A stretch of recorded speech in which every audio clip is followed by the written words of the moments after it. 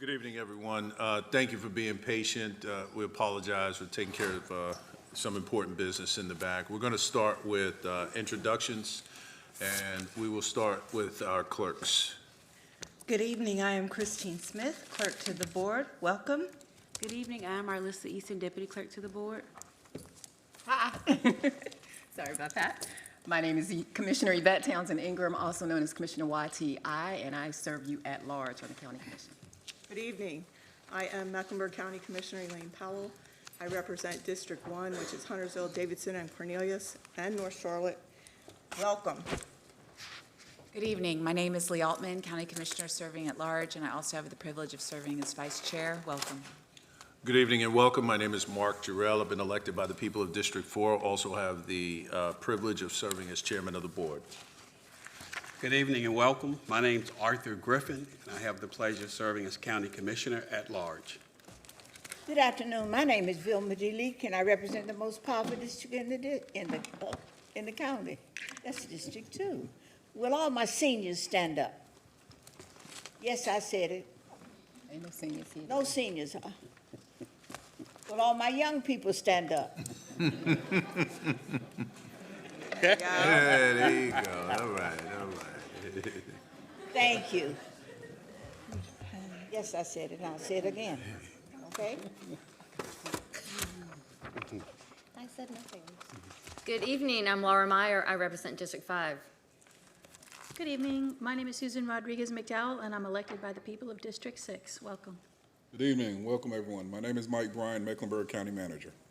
Good evening, Tyrone Wade, County Attorney. All right, everyone. Tonight, our invocation and Pledge of Allegiance will be led by Commissioner Leak. I certainly need to do this tonight. Thank you for the opportunity to share, accept your gift.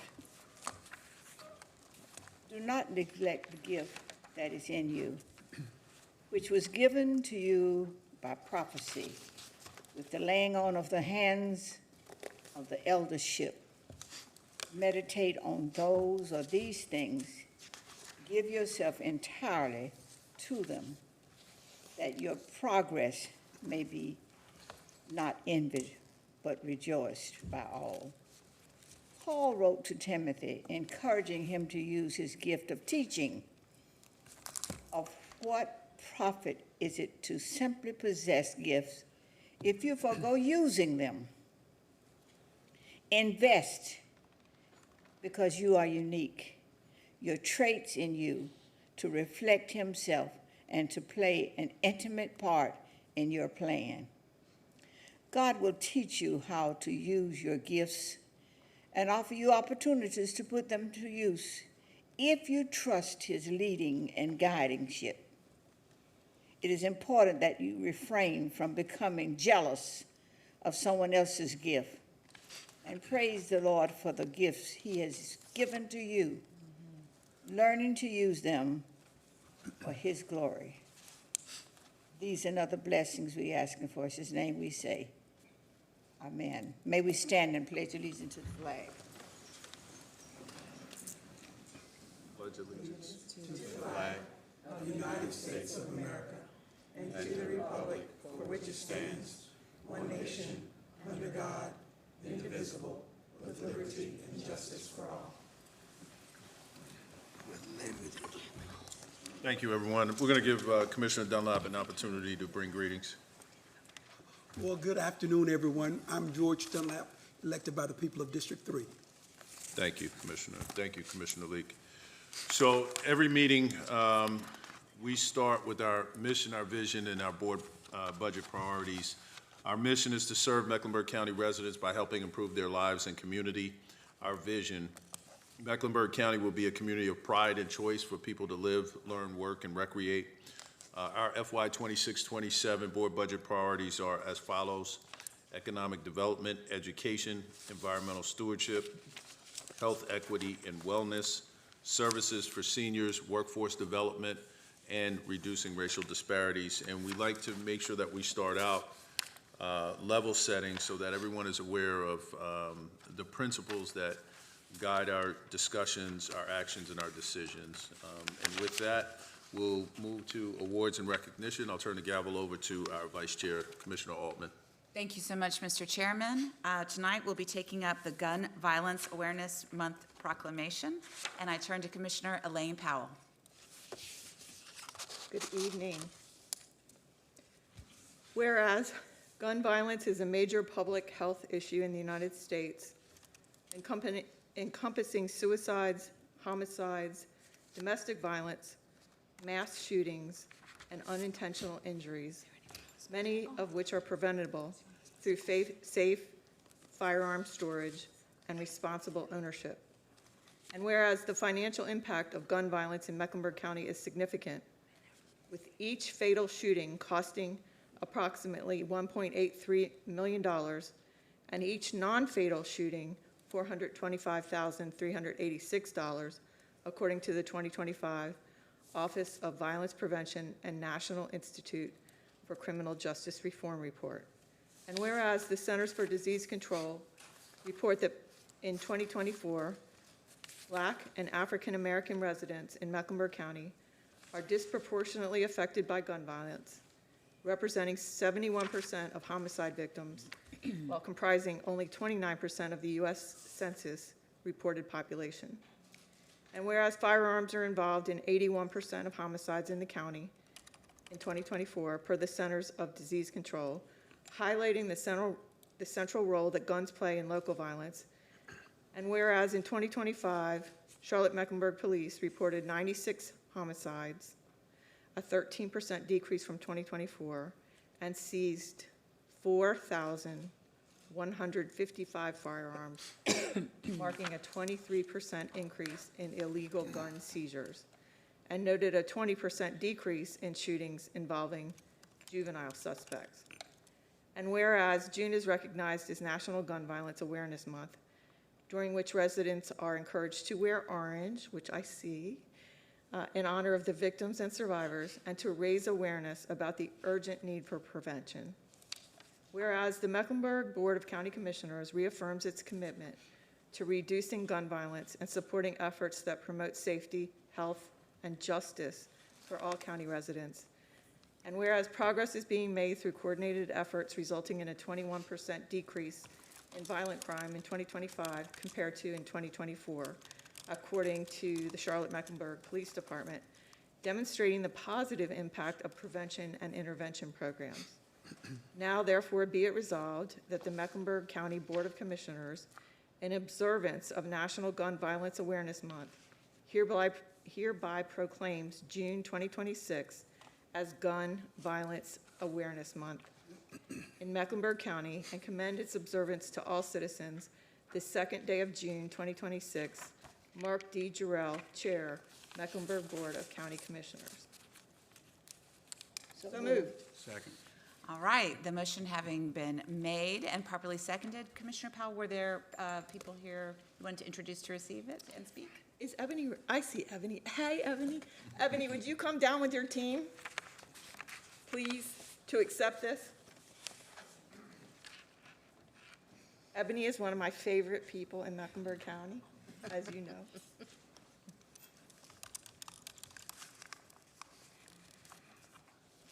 Ebony is the Senior Health Manager for the Office of Violence Prevention. She will accept the proclamation with her team. Did you want to speak? Did you want to give any remarks? You don't have to. Yes. Yeah, you give the. Y'all can crowd around her and be a part of the pictures as she's speaking.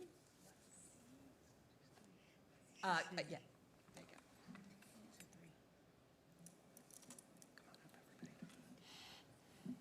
I got excited. We like that. Great. Good evening, everyone. County commissioners, county leaders, community members, and partners. Thank you. My name is Dr. Ebony Rao. I'm the Senior Health Program Manager for the Office of Violence Prevention with Mecklenburg County Public Health.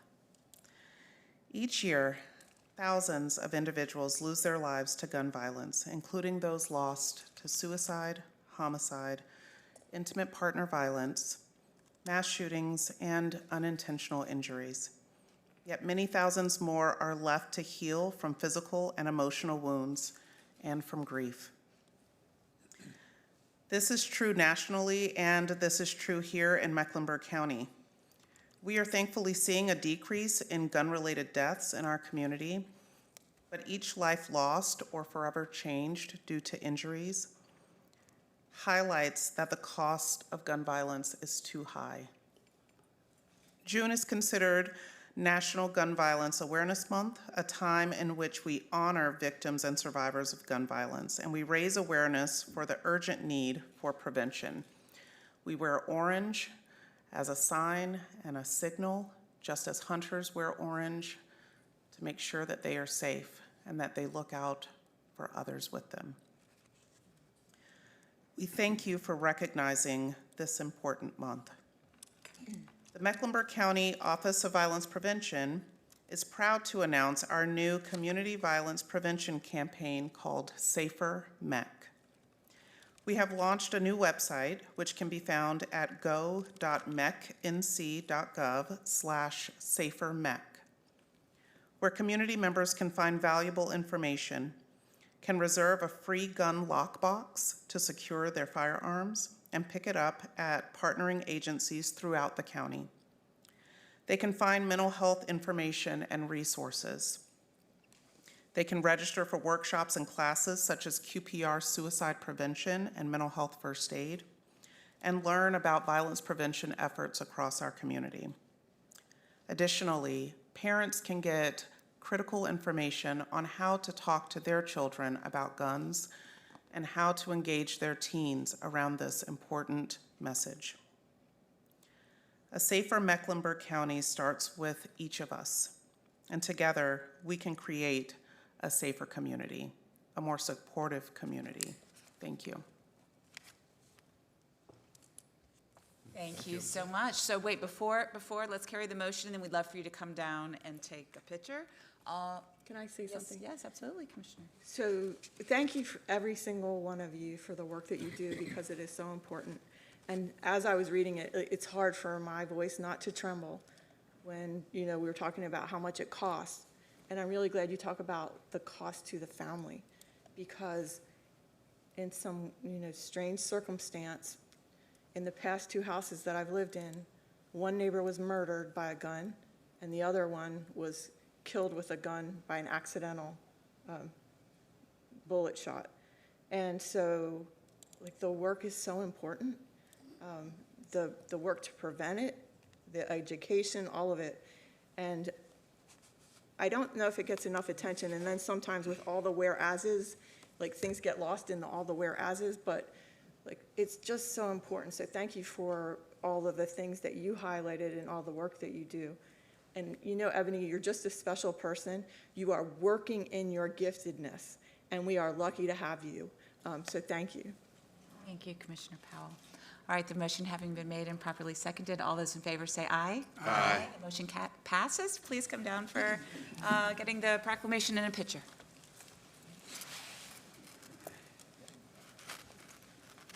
Do a little clap for y'all because we appreciate you.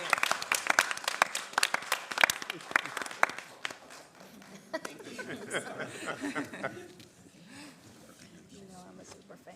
Thank you so much for the work you do. Orange is a gorgeous color. Congratulations and thank you. Congratulations. Thank you for your work. Congratulations. Thank you for your work. What's up, man? Get to work now, bro. Get ready. Congratulations. Hope you feel it. Yes. Hey, now. Tell your daughter I said hello. Good. Congratulations. Thank you for your work. I'm jealous that you get to work with her. Do you have different colors, or did you do orange and orange? Oh. Appreciate you. Would you like your sauce as much as Oh, they're paying. The team. The dot right there. So good to see you. Thank you. Turn around and center on us and this picture. Who's got the proclamation? Lane, somebody. He doesn't have it. Is it Martin? Can we have the proclamation ready? With Mr. Brown. Elaine, give them the proclamation. Oh. In the middle and then open it up. Sorry. I'm so happy to see her. I forgot to give it to her. Suzette? All right. Still in jewelry. What else Suzette's got? She get it right. She's on the case. Yeah, tighten up, tighten up. Let's do the tighten up. He didn't went back. You went way back. They don't know nothing about that. Tighten up and fly right. Can you see me over there? Good evening, everybody. Look right here. Thank you.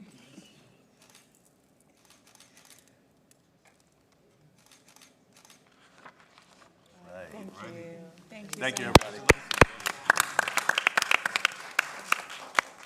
All right, and I turn it back to you, Mr. Chairman. Thank you. Thank you, Madam Vice Chair, and thank you, Commissioner Powell. We are going to move to public appearance. If you all will indulge me, it's a pretty lengthy statement. Public appearance is the period during the board's regular meeting that members of the public are provided the opportunity to speak on matters not appearing on the agenda. Members of the public who appear during the public appearance portion of a regular meeting may discuss any matter within the jurisdiction of the Board of Commissioners except for the following types of matters: a matter which appears on the agenda of that meeting of the board, a matter which concerns the candidacy of any person for public office, including the candidacy of the person appearing before the board, a request that the board considers funding a certain program or activity either from the current budget or by inclusion in a future budget. Such requests would be made at the board's annual budget public hearing. The time limit for speaking is 3 minutes, unless there are 4 more speakers who wish to speak concerning the same matter, in which case all persons wishing to speak on the same matter will be considered a group and given a total of 10 minutes. The board reserves the right to alter these rules on a case-by-case basis as necessary for the efficient and effective conduct of business. Members of the board will not engage in dialogue with public appearance speakers. Comments will be received and followed up on as applicable by county staff and/or members of the board. Handouts and/or tokens shall be given to the clerk for distribution to the board at the conclusion of the meeting. Members of the public can also access and view the meeting on the government channel at watch.MeckNC.gov. Tonight, we have one speaker, and that's Roxanne Myrie. Or Roxana, excuse me, I apologize.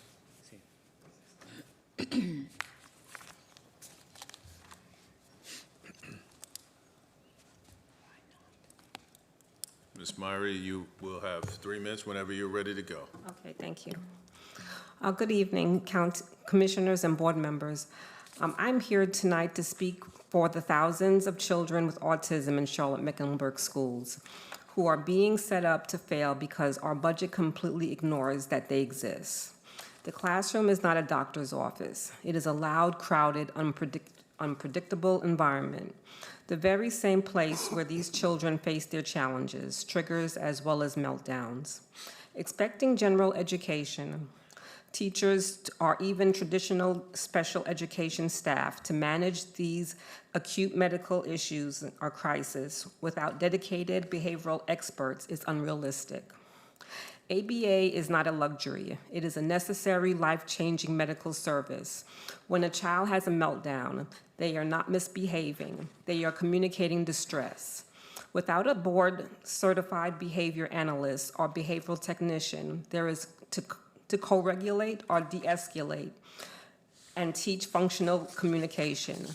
The school's default is becoming punitive. Children are suspended, classrooms are evacuated, learning stops, everyone loses.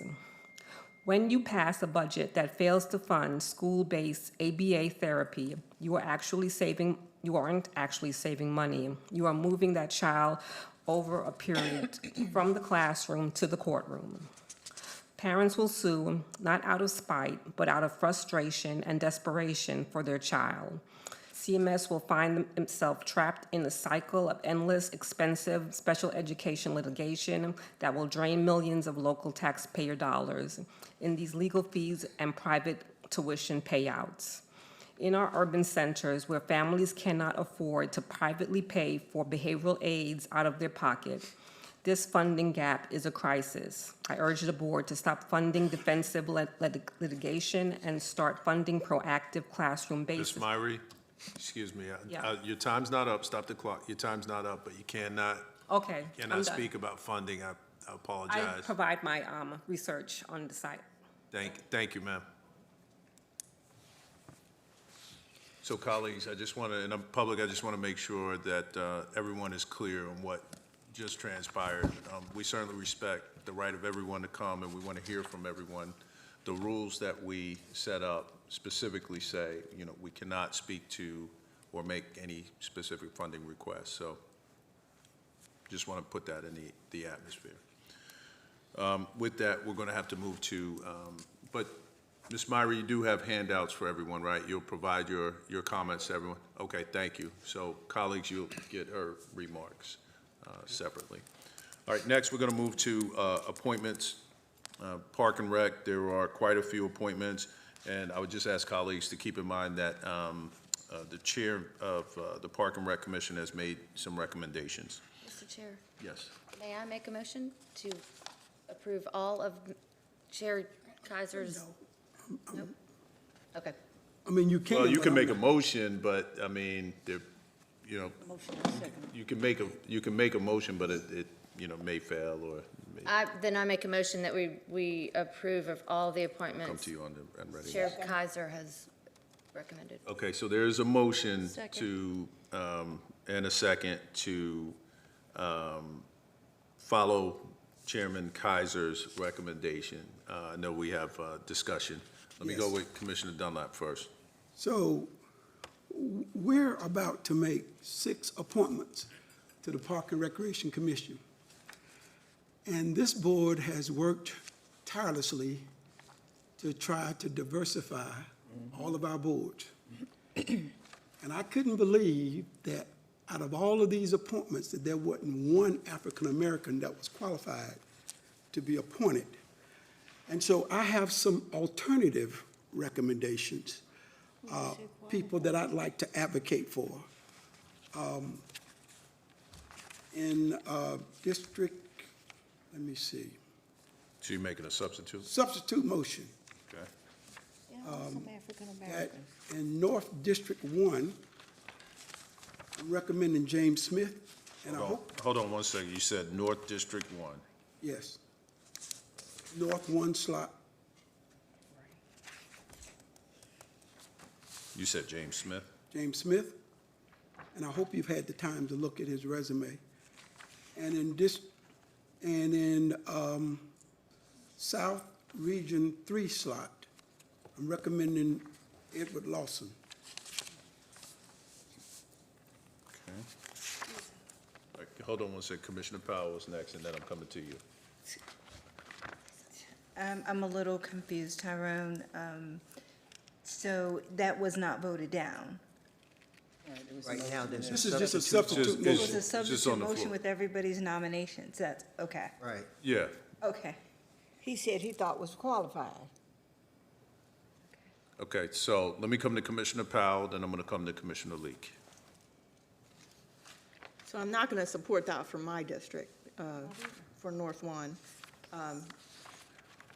I've done the due diligence, and I think that Lynn is the best candidate for that slot, and we don't want to fill the Northern Town slot yet, so it's just for North Mecklenburg. And so I think we need the attorney's guidance on, if we're just voting on George's motion, or Commissioner Dunlap's motion, or if we're just going to, So we have a substitute, what Commissioner Dunlap, and correct me if I'm wrong here, Commissioner, basically what you're saying is you could take the other recommendations except those 2.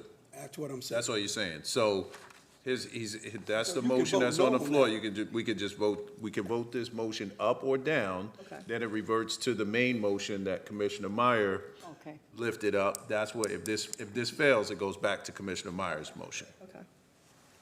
question. Okay, let me come to Commissioner Leak.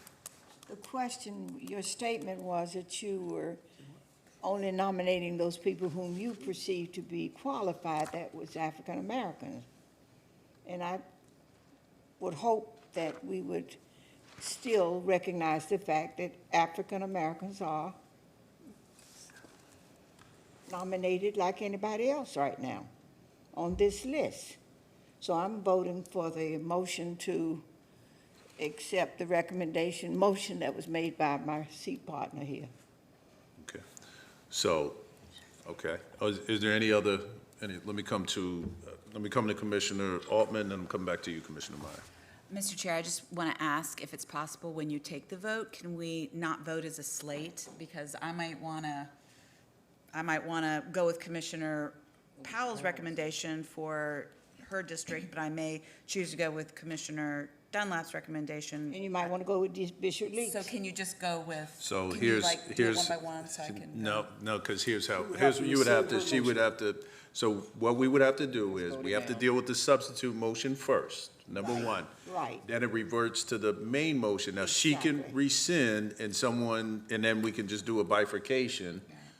But and we would have done it that way, but the motion was to accept everything at once, right? So we can do what you're saying, but it really hinges on how this vote goes, what happens when it comes back, if it comes back to Commissioner Meyer, which it looks like it's probably that's probably gonna happen.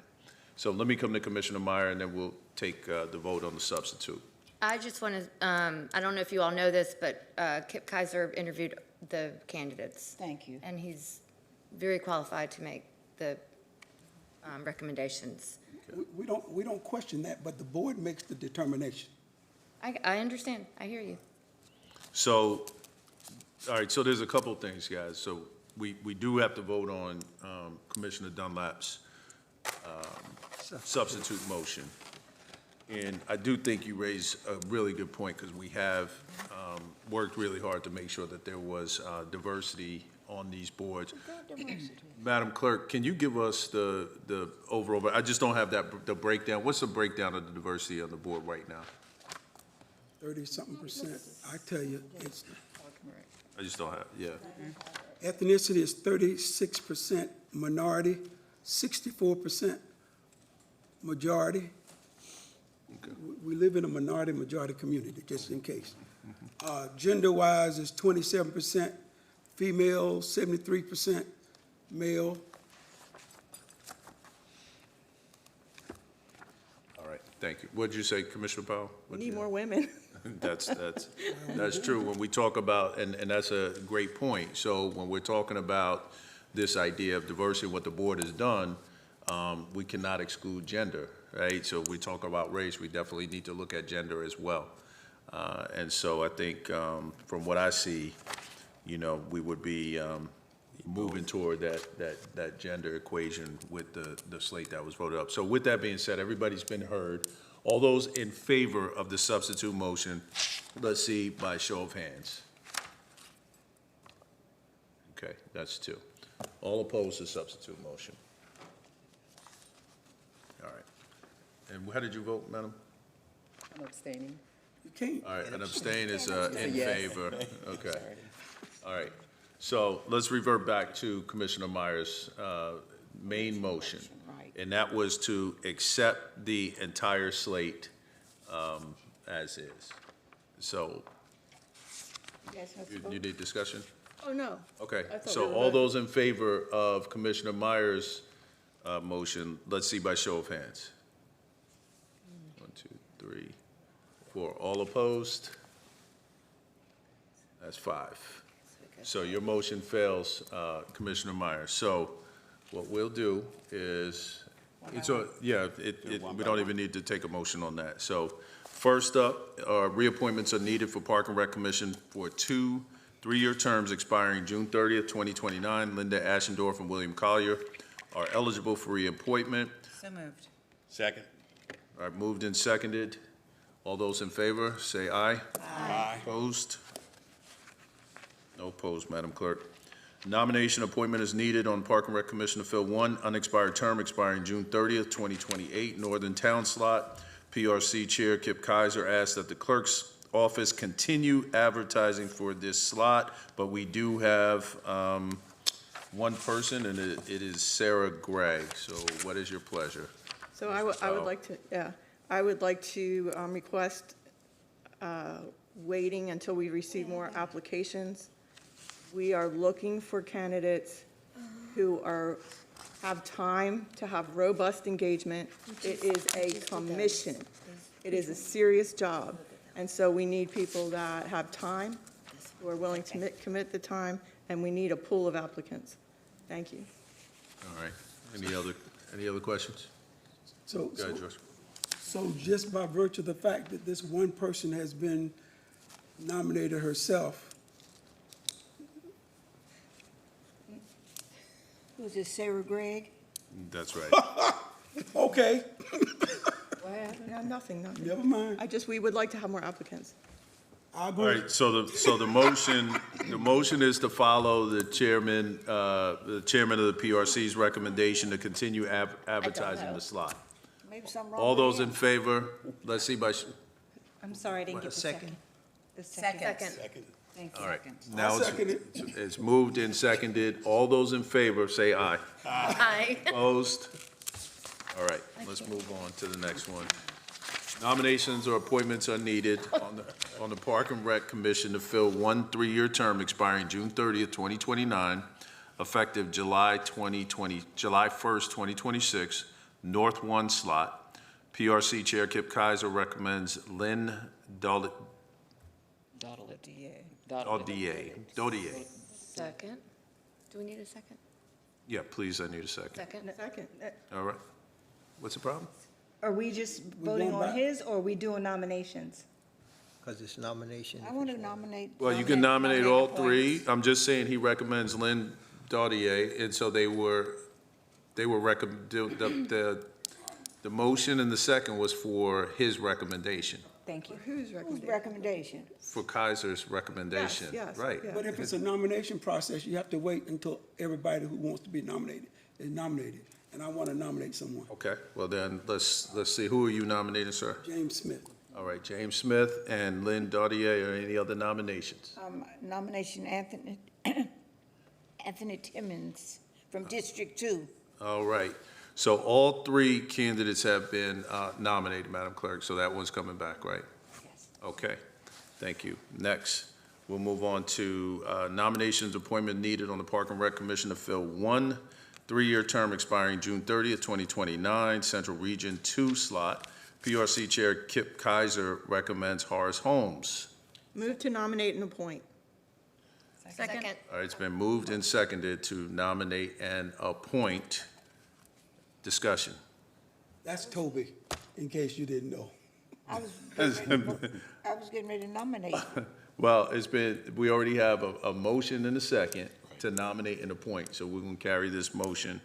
All those in favor, say aye. Aye. Opposed? Any opposed? No opposed, Madam Clerk. All right. My guy didn't get nominated because it wasn't going to get voted on. All right, nominations or appointment is needed on the Park and Rec Commission to fill one 3-year term expiring June 30th, 2029, effective July 1st, 2026. This is the South Region 3 slot. The chair recommends Sarah Gallagher. I move to nominate and appoint. Second. All right, it's been moved and seconded to nominate and Chair. appoint. Yes. This is a nomination process. I wish to nominate Ed Lawson. Mr. Attorney, There was if a she's motion been to first and nominate and seconded to appoint. nominate and So you appoint, gotta- Absolutely. she can do that, right? She can, so now you've either got to carry that motion or not. You have to carry it. Yeah. It fills a female slot, just saying. I'm sorry? It fills a female slot.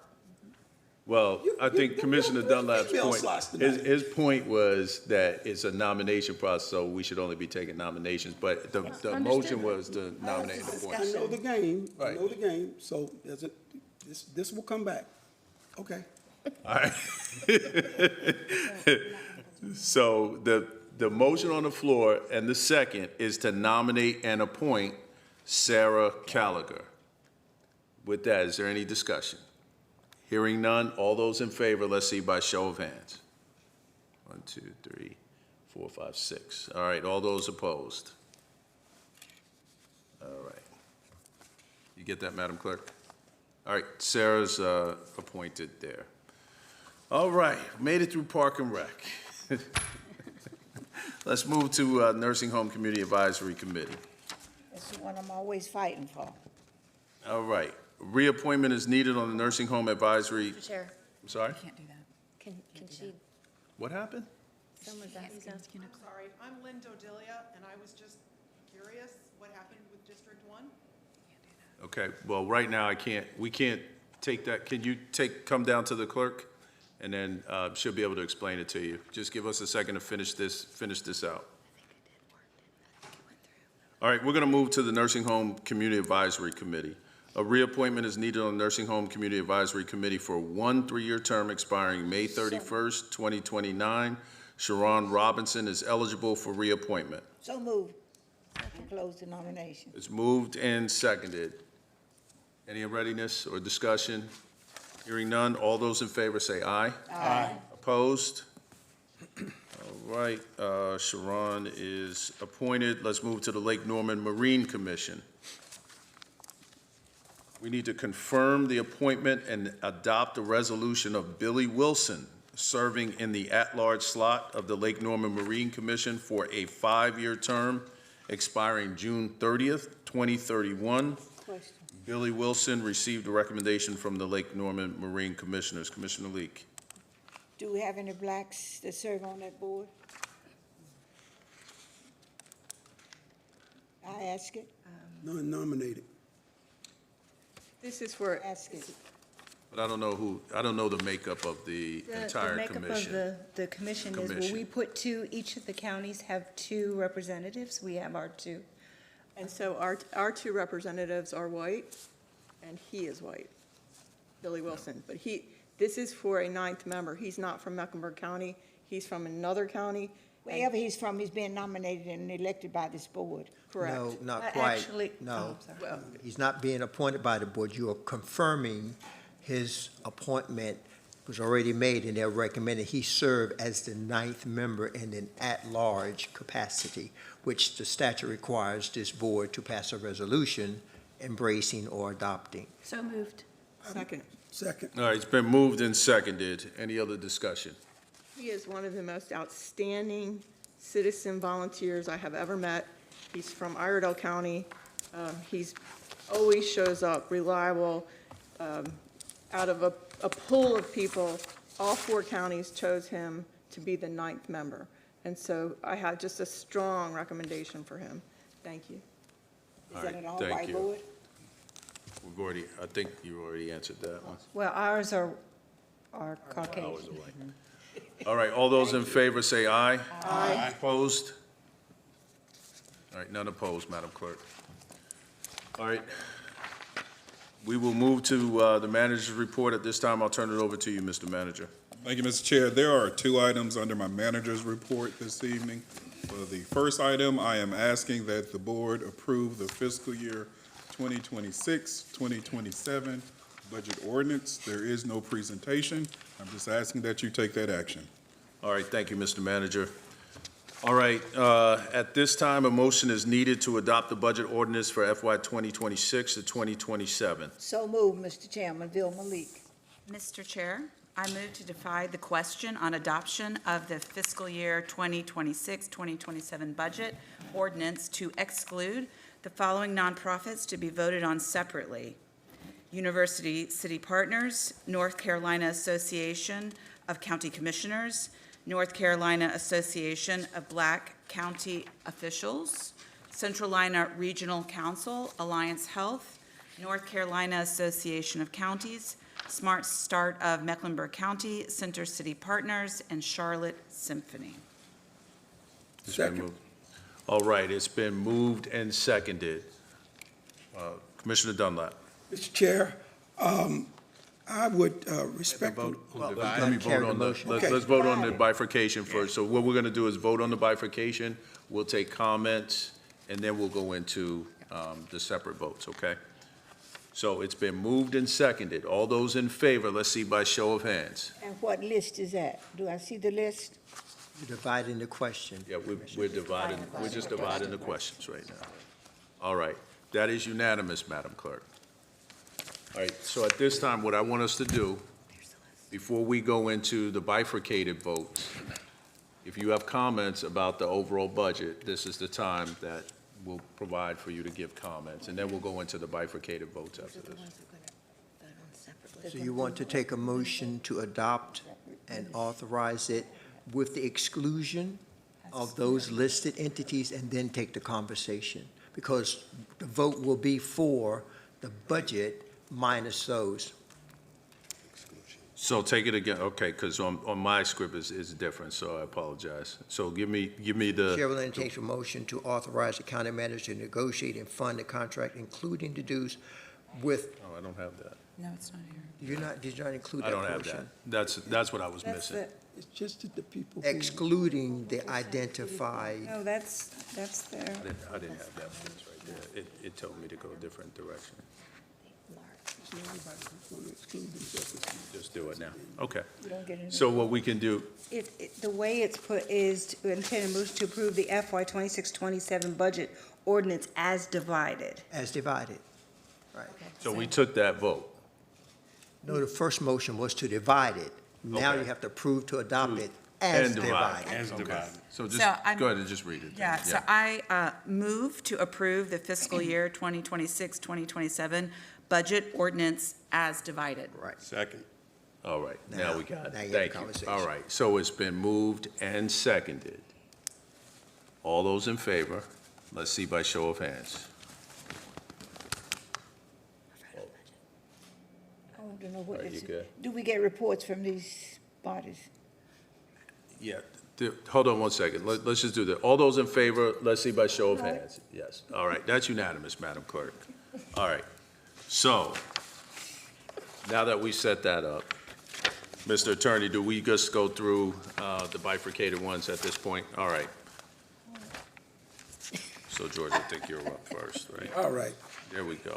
Mr. Chair, What are we doing now? due to my affiliation with University City Partners, North Carolina Association of County Commissioners, National Association of Black County Officials, and North Carolina Association of Counties, I would ask that I be recused from voting on the funding of these contracts. You skipped. If you look at at A, the very top, the chair will entertain the motion, and then you have to recuse yourself. So at this time, the chair will entertain a motion to authorize the county manager to negotiate and fund the contract, including dues with University City Partners, North Carolina Association of County Commissioners, National Association of Black County Officials, and North Carolina Association of Counties, consistent with the adopted budget ordinance. So moved. Now, are you giving opportunities for comments? Because that was one of the things I thought you wanted to do, and maybe Well, not. we're going to do it at the end, because Okay. we're just going to go through this and Okay. go through it at the end. So you don't have to move, because he needs to be recused first. Right. So you, So I'm requesting to be. now you requested it. Don't we need a second first? Hold on, Commissioner Lee, give us 1 second. Second. Seconded.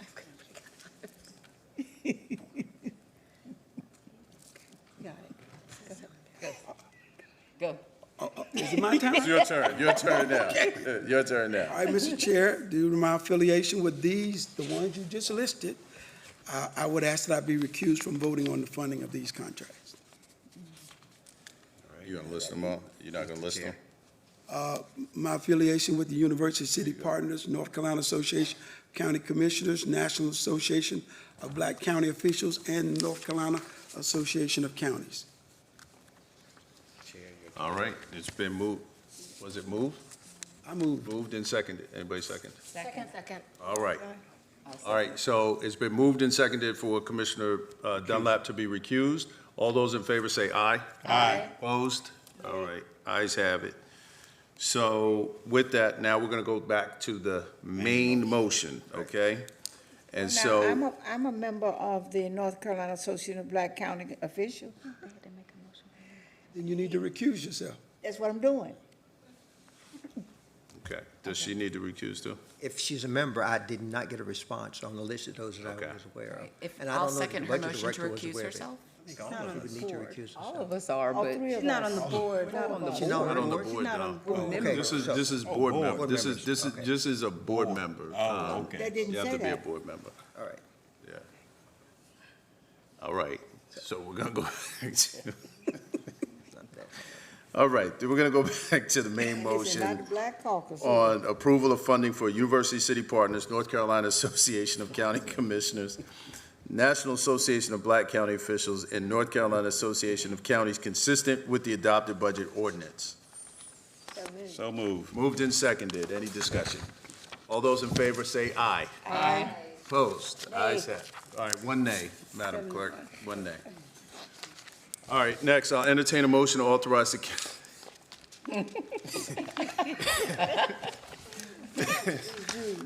All right, I'm going to entertain a motion to authorize the county manager to negotiate and fund a contract with Smart Start of Mecklenburg County consistent with the adopted budget ordinance. Mr. Chair, due to my affiliation with Smart Start of Mecklenburg County, I would ask to be recused from my duty to vote on funding this contract.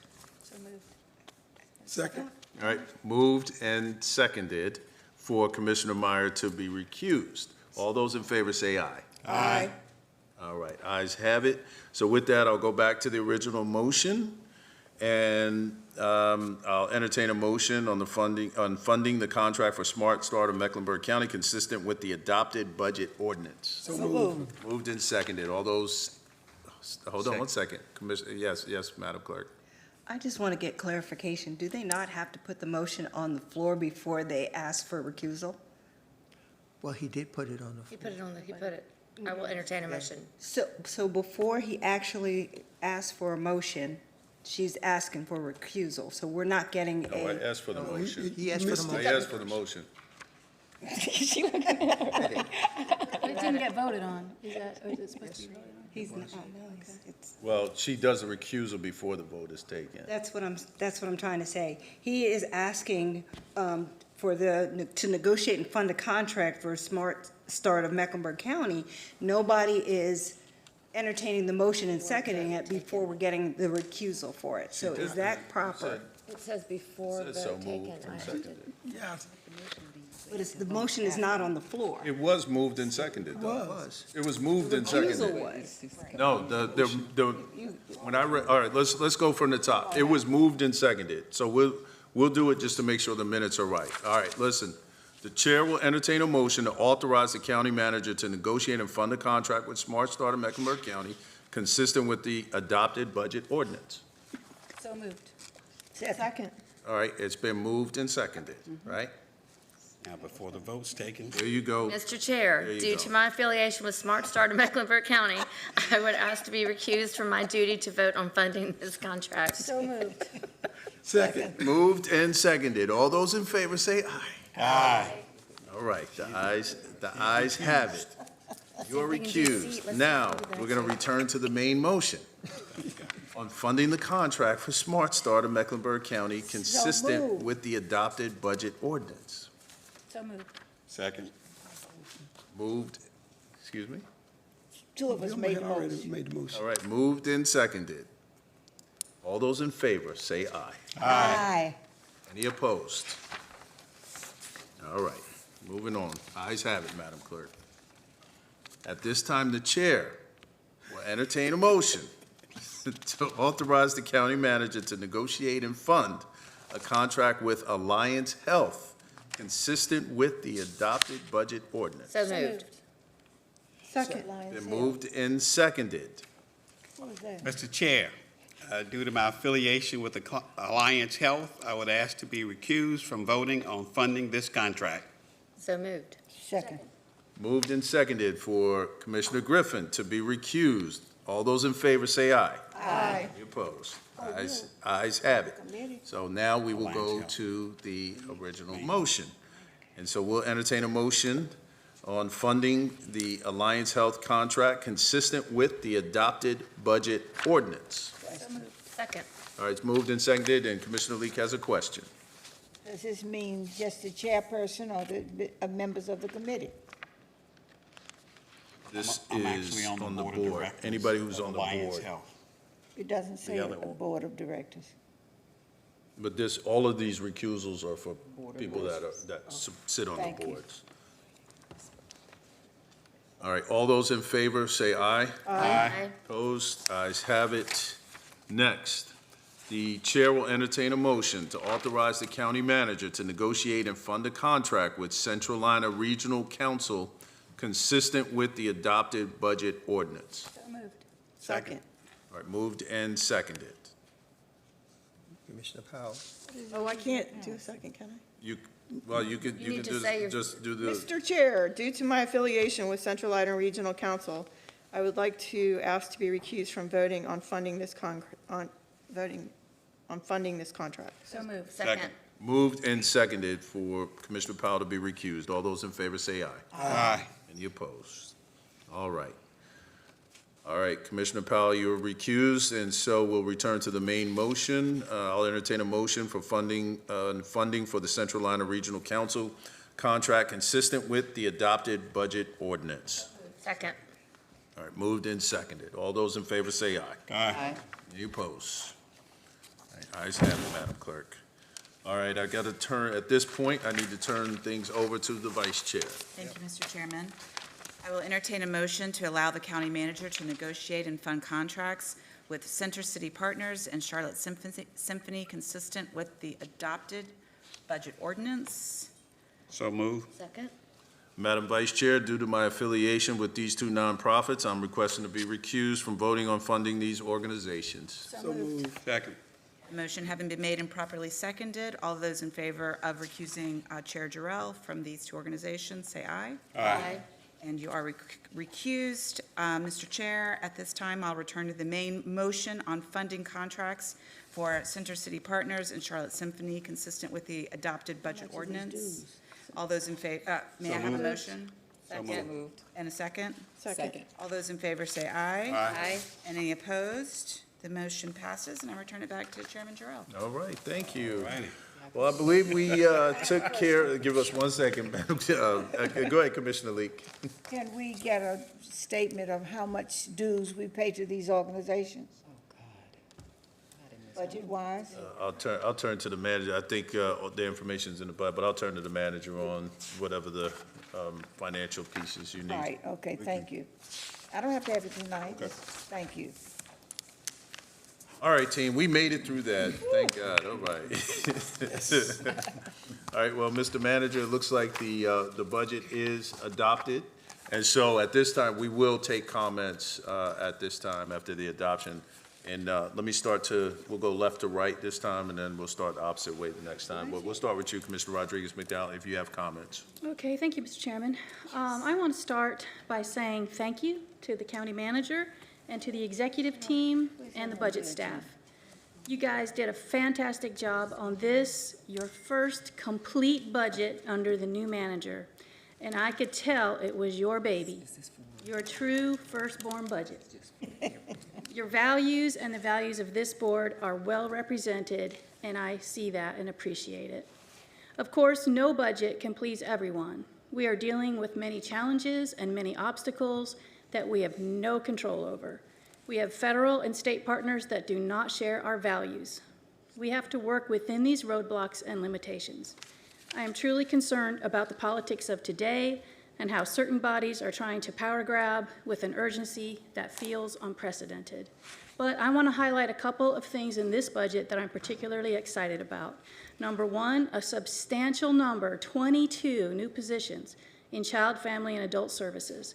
This has been sorely needed for a long time, and I am so, so pleased that we have finally have these positions funded. And now we have to fill them.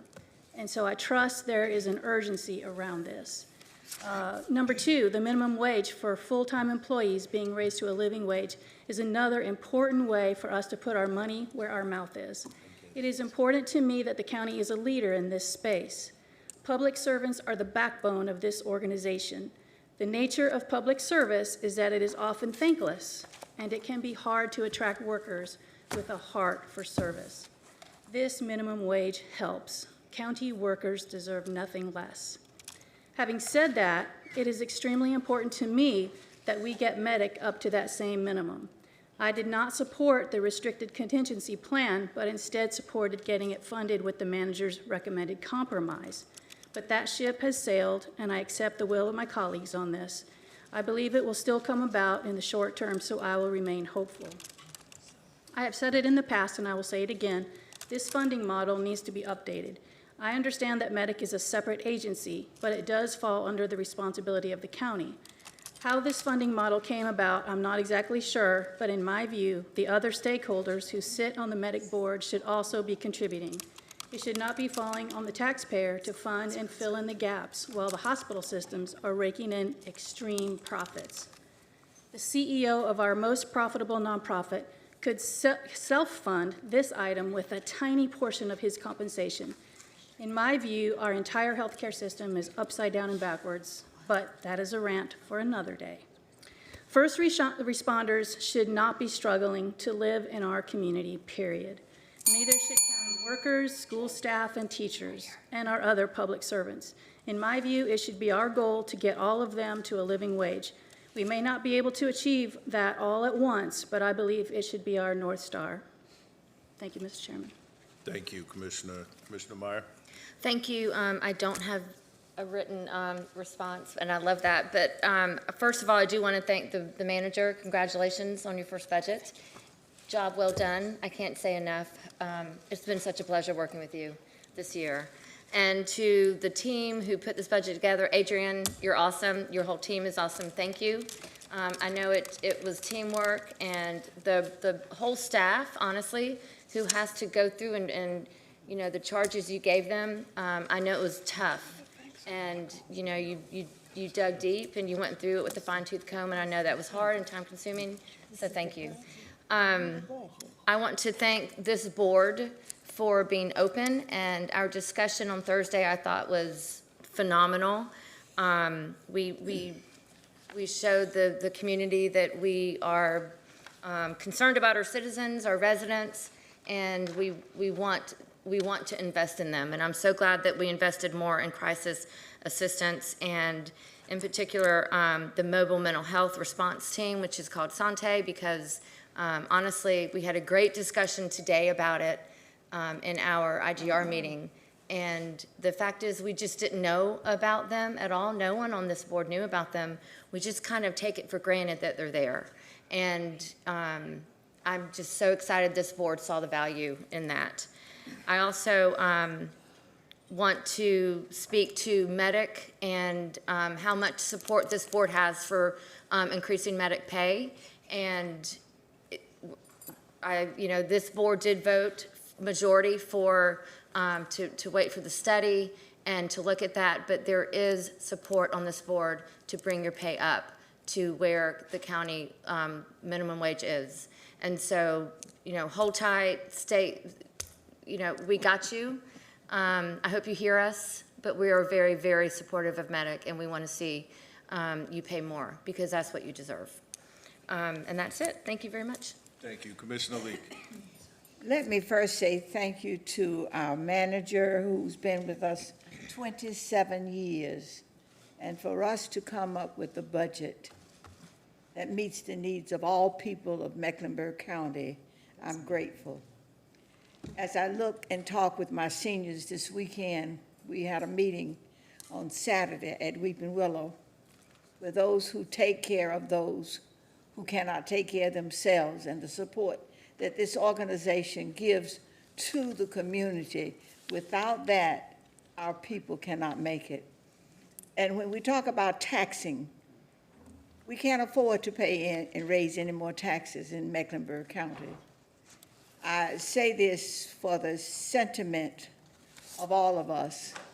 And when you talk about the firemen, when you talk about the others who protect us, the policemen, and the others who take care of us, the county's job is to take care of human services, not the streets, not the light bulbs, but making sure that those of us who reside within the confines of the community have a fruitful living experience, and that their education is qualified for all children to be taught and to learn.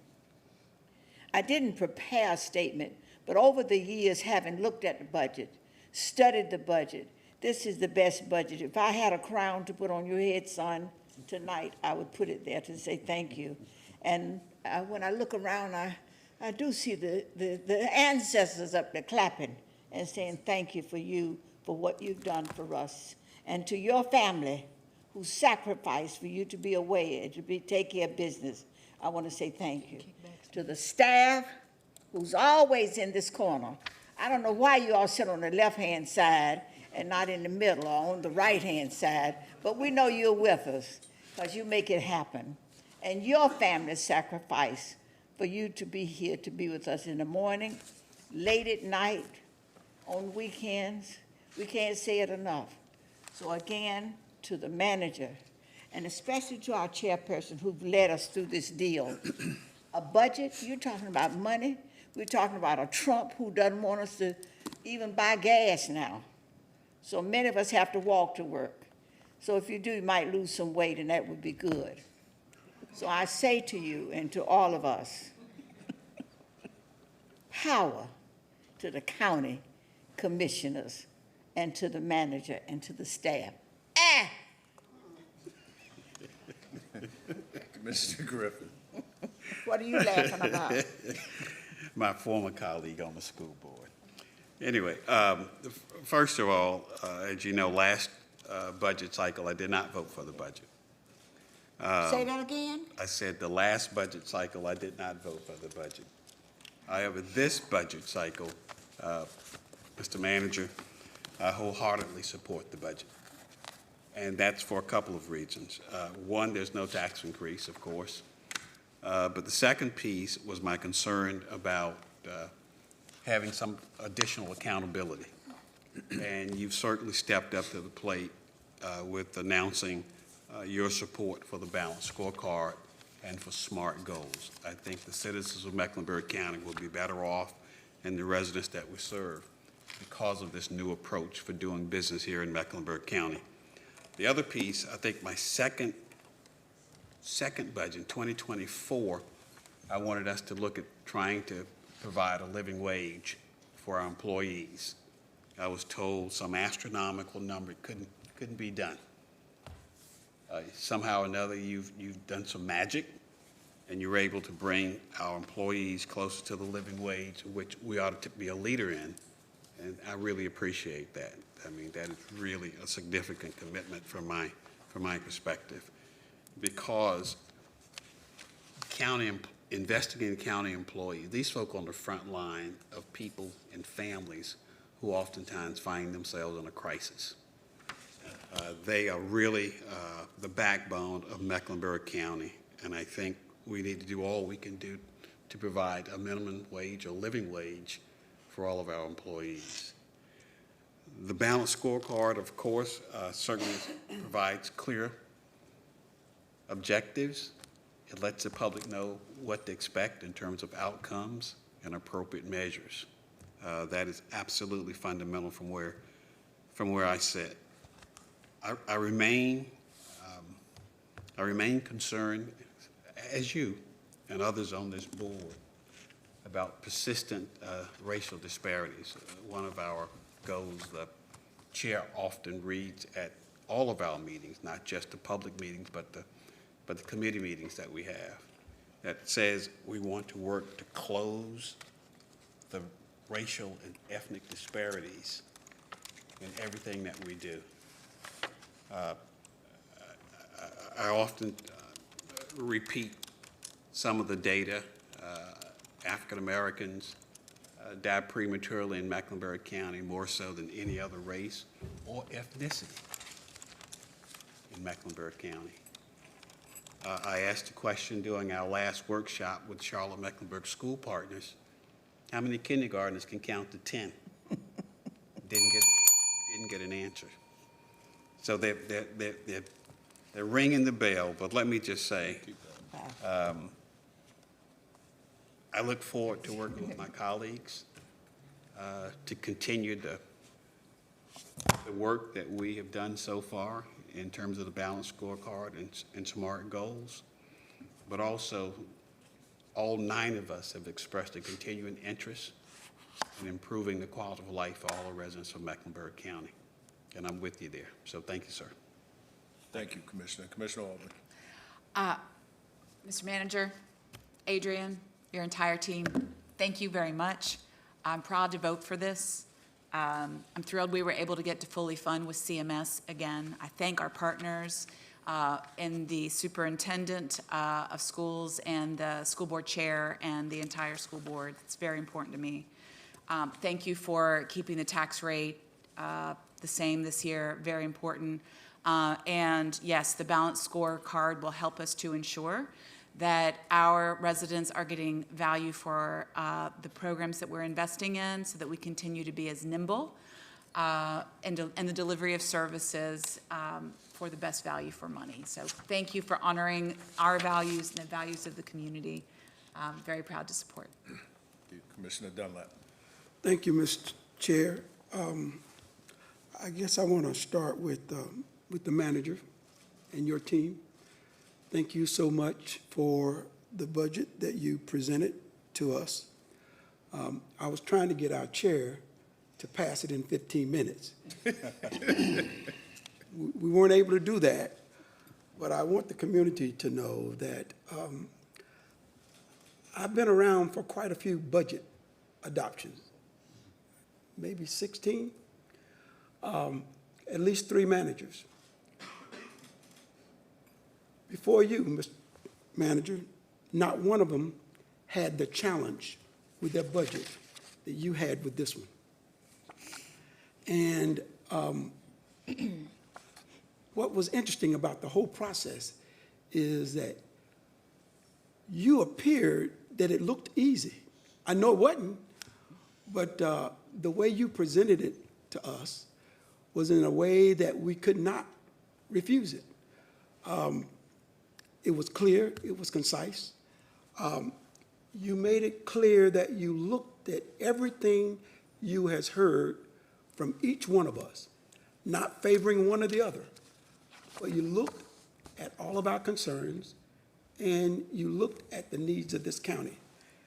And in this budget, even with all the maneuvering you had to do, I think you were able to achieve all of that.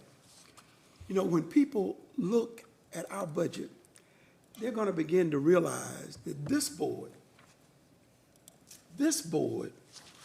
did what most people don't expect us to do.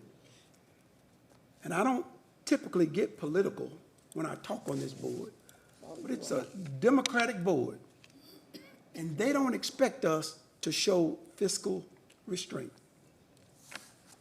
And so I'm extremely proud of the fact that we did not decide to raise taxes. And it was because it was a part of our manager's recommendation, and he said that we would not put ourselves in the hole that we've done in the past. And I appreciated that. I'm proud of the fact that we are beginning to look at livable wages, look at SMART goals, look at the balanced scorecard. There are a number of things that I could point to that are different in this budget that we hadn't done before. And so I'm extremely proud. I'm proud of the way that each one of us handled the discussion about the board, even the budget, even when we didn't agree with our colleagues. The way we discussed it was in such a way that it was civil. And so that makes me proud. And so I am indeed happy to support the manager's recommended board, of course, with our little addendum. Thank you. Thank you. Commissioner Powell. Thank you. So I support this budget, and I want to talk about why.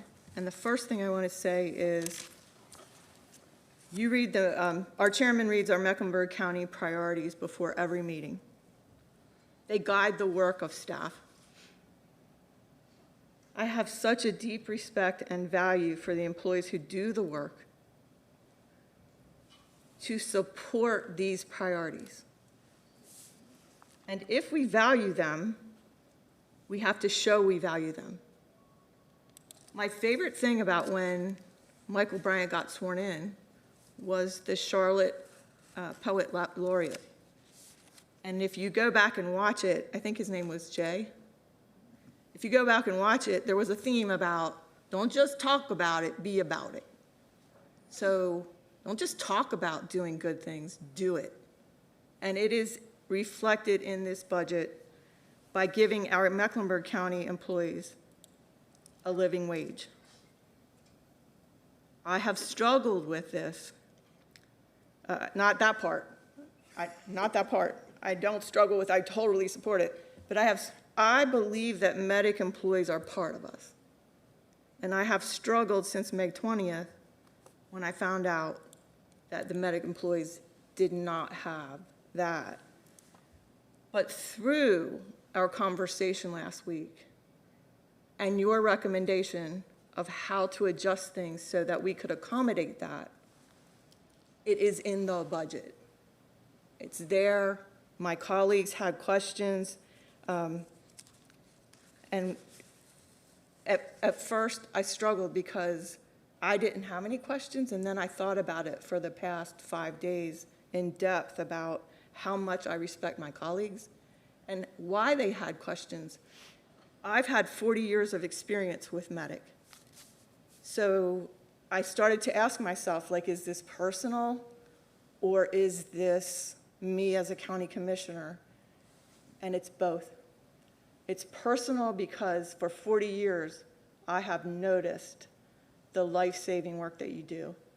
I have seen people that survived and had a better outcome because of you. And I've seen that, and my colleagues haven't. I feel like you're part of us. And the whole funding of Medic is just so broken.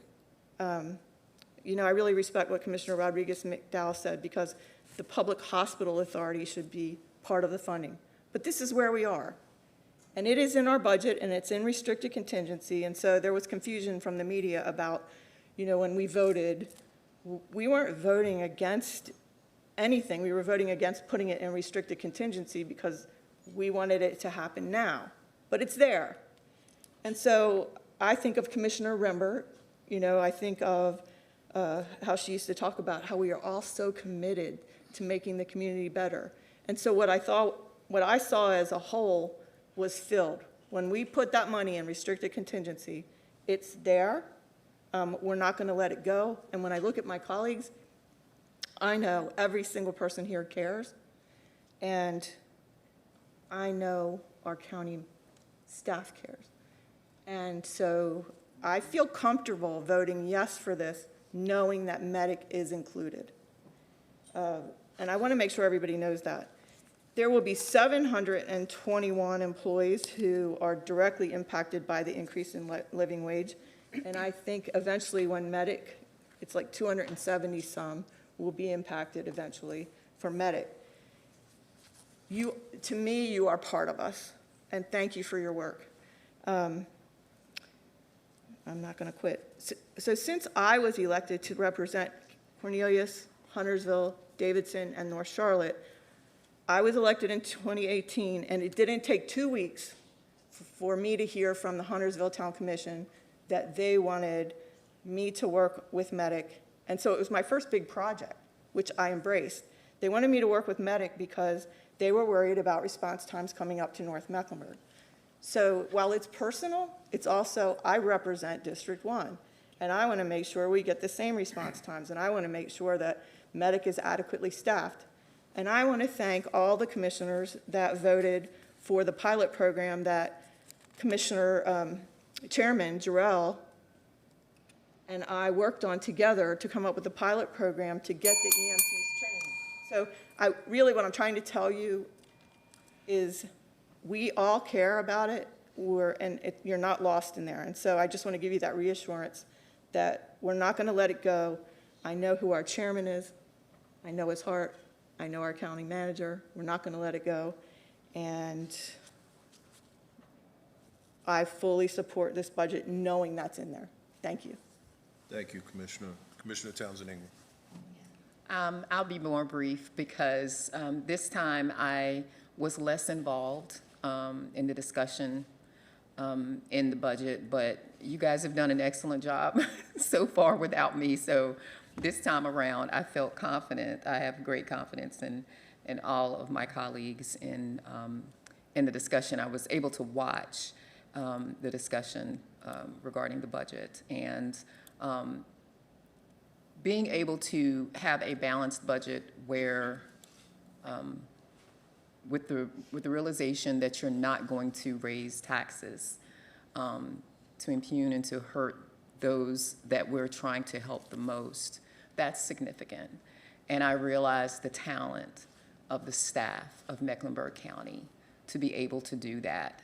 So I say thank you and congratulations and well done, and let's move forward because we've got so much more work to do. Thank you.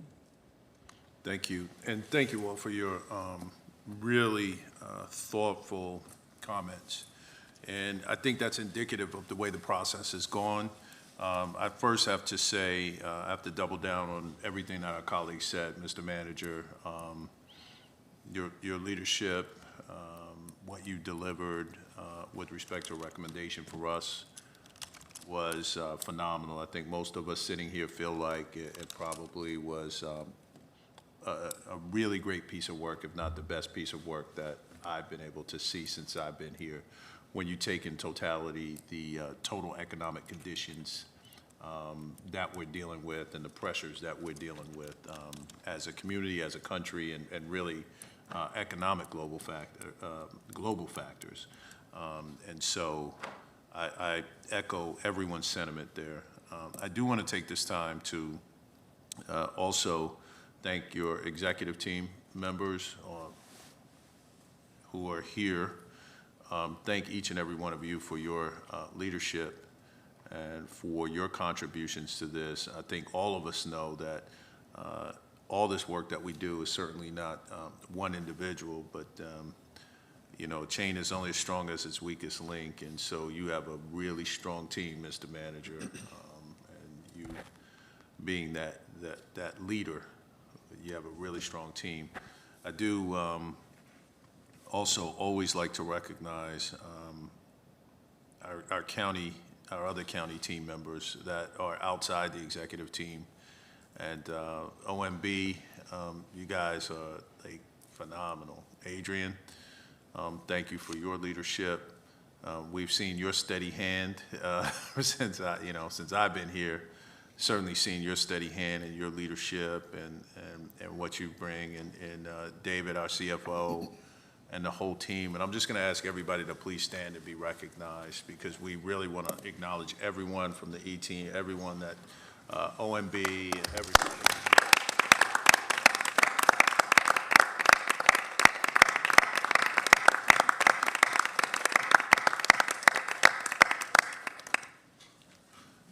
And so with that, when we think about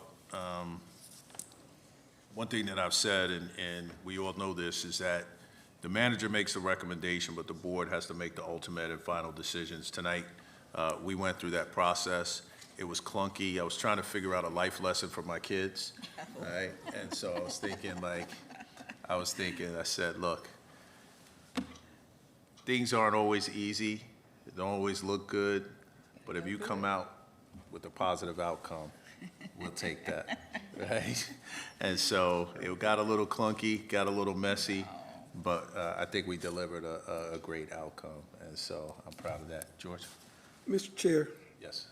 After that great speech, I have been conversing with my seatmate over here, and we'd like to ask the board to reconsider an issue that we addressed earlier as it relates to the appointment to the Park and Recreation Board, in that she has come up with a recommendation that I think will work.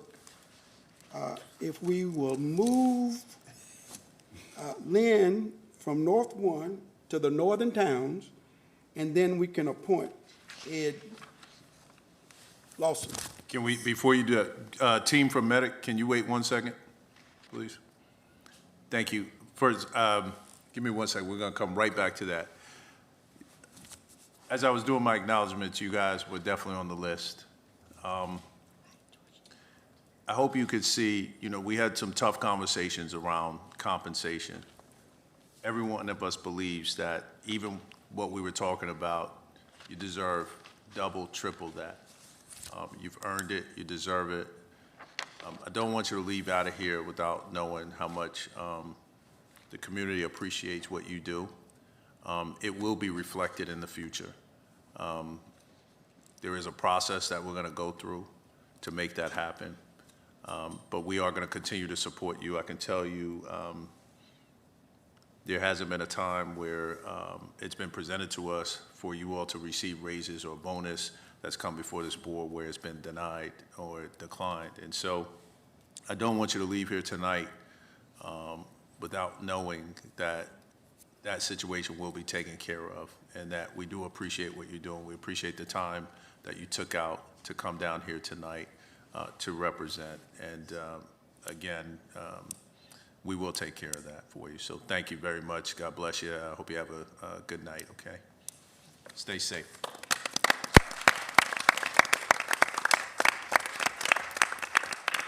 All right, let me go back to Commissioner Dunlap. It's a motion. Wait a minute, let me make sure I got it right. Tyrone is on it. He's like, Tyrone is right there, man. Use the right words. Let's get it. There are a couple of ways to do this. my lawyer What over about there. a motion to reconsider? That's it. All right. So a motion to reconsider that vote. All right. Second. Moved and seconded. Any discussion? Why? Will you go into the why, please? Well, the reason why is Was it voted on to reconsider? I heard the second. It was a second. I heard the second. Was it voted on to reconsider? Commissioner Leak asked why. It was just a discussion on why. Why don't you explain it? vote. I'm pulling it. You have to, I She can wants ask to vote why. on it. Yeah, she I can ask ask why. No, I heard the second. I didn't hear the vote There to was no vote. reconsider. why. You hadn't voted yet. Oh, I was taking discussion Okay. first before I carried the motion. Okay. Yeah, so, yes, why, so Commissioner Powell is going to speak to that. Oh, Lord. So it's my district. So I would like to reconsider putting Lynn Daudelet into the northern towns because she has the time, and adding the recommendation from Commissioner Dunlap to fill the north ones, I'm moving Lynn to the northern town slot, and then Commissioner Dunlap's nomination to Ed Lawson to the north one slot. Okay, So they're just moving. Yeah, move up. just change it. Okay. And then that adds to the diversity. That leaves my man off. You're central. That was the motion. That was second. So it's been moved. Is there any other discussion? Hearing none. All those in favor, let's see by show of hands. All those opposed? Two, are you? I held up my hand You're- too long. This is daydreaming. One I'm opposed sorry. then, all right. So one opposed, Madam Clerk. Cause you know that guy's gonna get on me about it. All right, teamwork so down there. that motion passes. So we've got that. All right. All right, with that being said, Move to adjourn. we've got another item on the manager's report. we do, but listen, before I introduce that second item, I'd be remiss. One, I want to say thank you, each one of you, all 9 of you, for your kind words, not just to me, but more importantly to the entire team. I can't thank you enough how much I appreciate how you recognize our team. You're right, I don't do this alone. I am surrounded by brilliance and excellence, and a subset of them are here. And, OMB, they have a tradition. After adoption night, they go out and have a few spirits. They So deserve it's well it. deserved. It's well We'll deserved. be there, we'll be there shortly. That's my point. No, you don't But, go there. You're always trying to get in somebody's city. number one, I am blessed. I do have an outstanding executive team. It starts with them, and they certainly, support all that I do. We have shared values and shared goals that are aligned to your vision for this community. And then also, as I mentioned, there's other players in addition to budget, finance, HR, communications. I don't want to omit anybody, but I don't do this work alone. And then the other subset, you hear me say time and time again, the most talented workforce in the nation. That is all of our employees as well. So thank you for approving this budget that consists of so many investments that demonstrate not just my support for them, but your commitment as well. So I want to certainly say thank you for that. Thank you. Now I'm going to the second item, and speaking of Before you go forward, Okay. Mr. Chairman, that was, we didn't vote on the reconsideration. We voted on the. You voted Oh, on we the just- replacement, but not the Okay, reconsideration. all right. So I'll entertain a motion for the So reconsideration. moved. Second. Moved No, in- you did a second. You just needed Didn't to vote. actually vote. I raised my I hand. thought we raised her, I thought she raised her hand. Remember when I rated, you said you were going to take conversation first? Because I heard the second, but you you said never What voted. was, what was was, the- what was Now we're the? voting, now we need to make a motion to make We the voted switch. on the reconsideration, now we But got. Actual now we have to action. vote on the Vote on actual the motion. action. So, all right, on the action. So it's been moved and seconded. Third. To a point. It was moved and seconded. Moved and For seconded. the reconsideration, we just need a vote. Okay, all those in favor, let's see by show of hands. All those opposed? One opposed. Yeah, one opposed. Or you, It was in favor. were you, oh, she was in favor. I'm sorry, then it's unanimous. Thank you. All right, so that's unanimous. All right, now, Mr. Manager, we can Now, move forward. speaking of my No more brilliant- reconsiderations, No, amendments, no. recusals, nothing, okay? Speaking of my brilliant executive team, the second item will be presented by one of the members of that group. It is pertaining to you all receiving an update on the Youth and Family Service Division's strength and opportunities as it relates to enhancing child welfare service delivery and accountability. That presentation will be made by Dr. Kim Campbell, who is the Deputy County Manager over the Health and Human Services. I'm going to ask that she come forward and present this item to you. Mr. Chair, please recognize Dr. Kim Campbell. Dr. Campbell, you are recognized. Thank you. Thank you, and good evening, Chair Jarrell and Commissioners. Again, I'm Dr. Kim Campbell, and tonight I'm coming before you to discuss our Youth and Family Services Child Welfare Improvement Strategy. In September of 2024, YFS began a transformation effort covering work across the division, and an update on that work was provided to the Health and Human Services Committee in the fall of 2025. In January of this year, YFS ramped up their practice improvement efforts within Child Protective Services specifically, which is the front door to the child welfare system. This work is being done with support and coordination by the County Manager's Office, Child, Family, and Adult Services leadership, external experts, and even our State Department of Health and Human Services. So tonight I'm going to walk you through our 2026 efforts, followed by a high-level overview of key events that have taken place since January. This will be followed by an overview of our strengths and opportunities, and I'll conclude with solutions and action steps.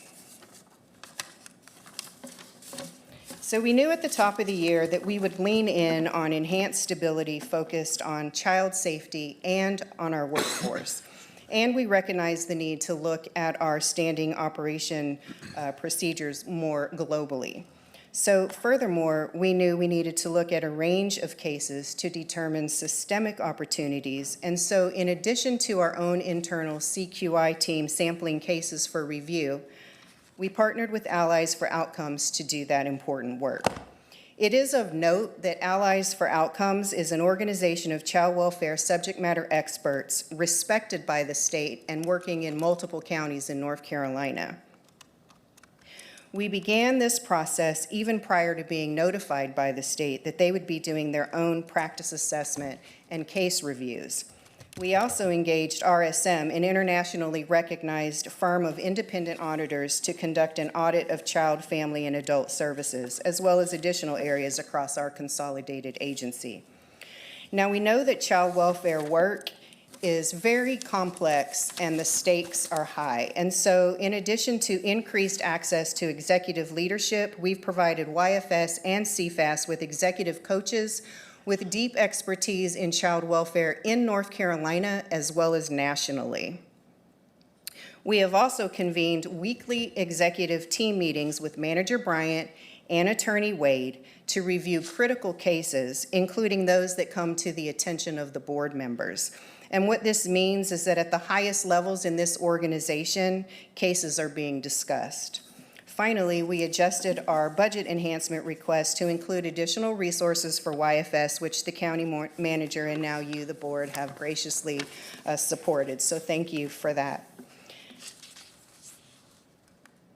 So now to the timeline of events. Some of this is going to be a little bit duplicative of the previous slide, but I wanted to sort of lay this out for you guys in a timeline format so that you can see what has occurred leading up to where we are today at a high level. So in January, we began case review meetings with staff and leadership in partnership with Allies for Outcomes. We initiated HR investigations, and we participated in the first of monthly meetings with our assigned state regional consultant. The state also notified us that they would be doing their own case review. In February, we continued our monthly meetings with the state and also participated in their case review entrance meeting. In March, we had our monthly state meeting, completed our own internal assessment, and also met with Representative Chesser. So we realized that Allies for Outcomes would be a critical partner in our transformation work, not just our case review work.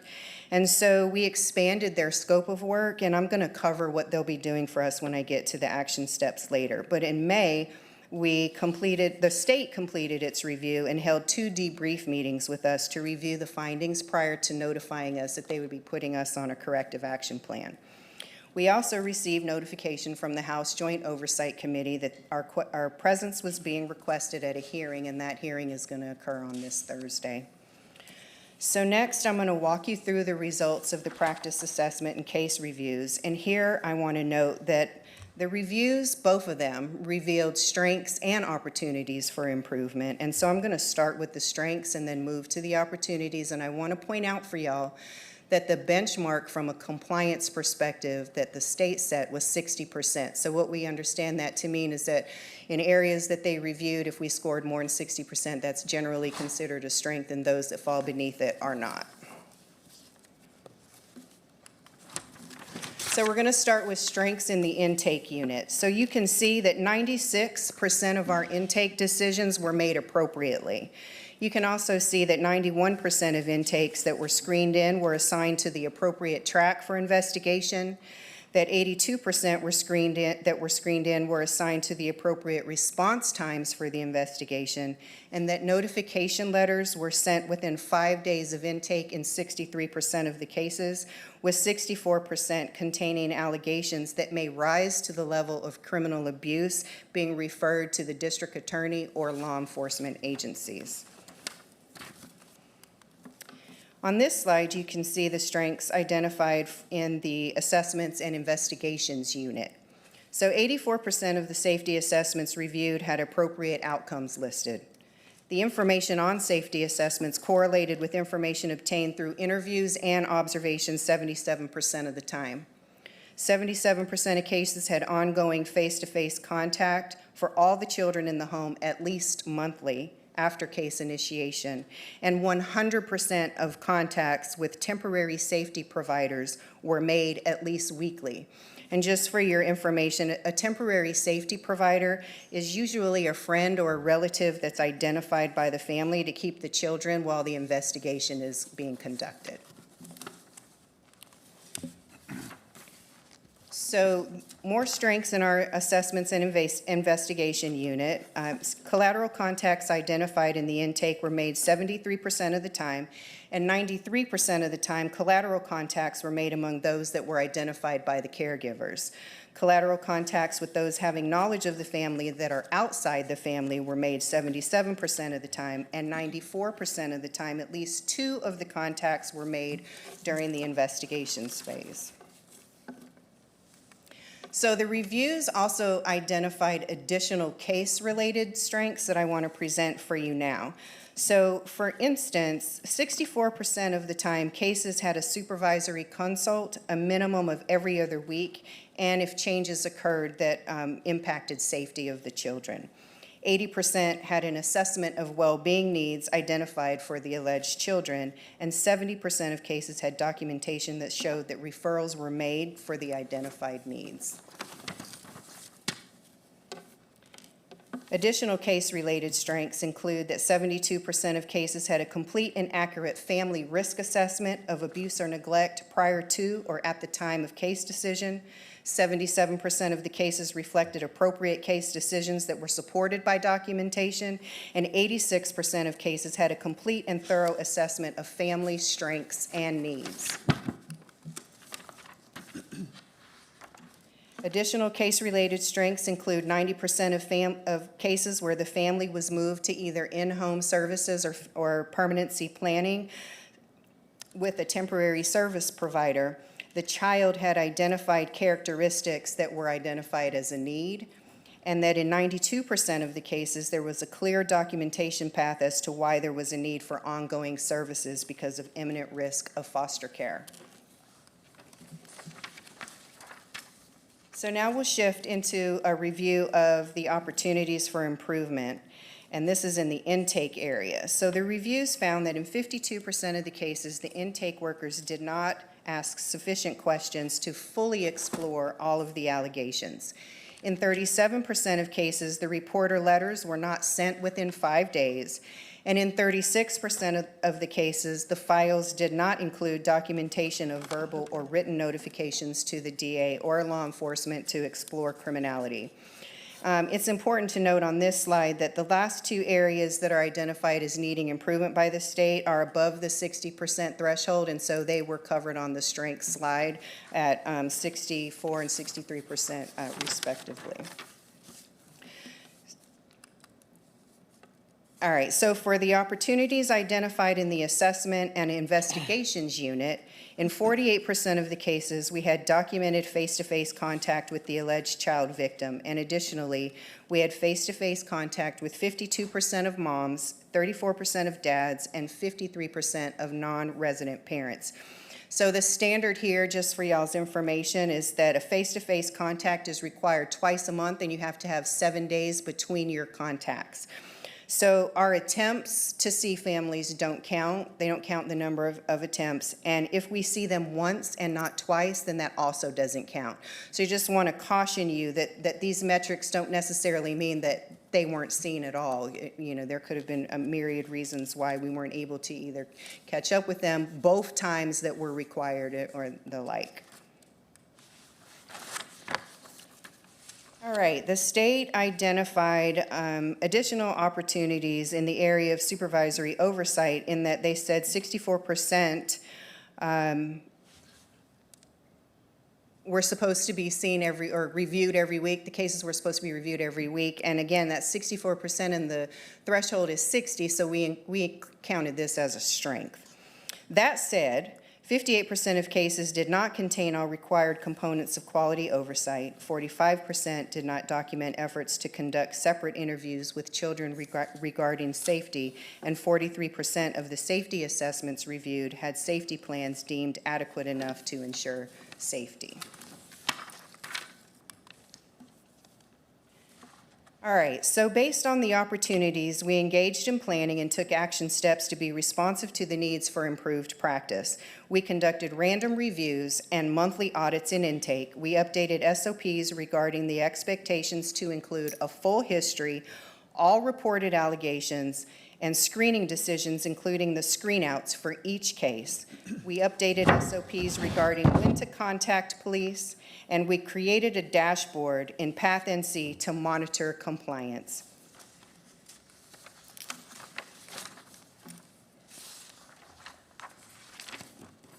We updated SOPs such that safety assessments are now to be reviewed and signed by supervisors in second-level reviews within 24 hours, and 12 of the 20 positions will be dedicated to the child protection section of this work in YFS.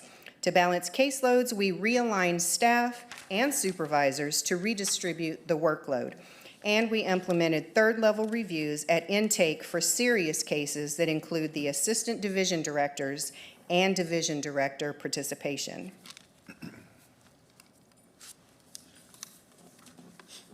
We updated SOPs to require that all staff contact relevant professionals directly for information when the system liaisons or records are inaccessible.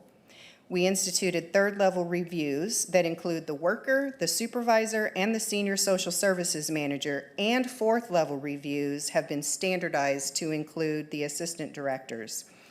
As far as the regional abuse and medical specialist consults that we get with the state, a fourth-level review by the assistant division directors will now be done for all these cases prior to case closure. Supervisory accountability expectations have been included in the SOPs and cover their role in ensuring practice compliance and documentation requirements are met. All staff received electronic copies of the updated SOPs and our self-imposed performance improvement plan. Because 90% of our intakes were appropriately screened for case decisions, we need more clarity on the finding that our questions weren't enough to explore all allegations, and so we've asked for additional training in this area.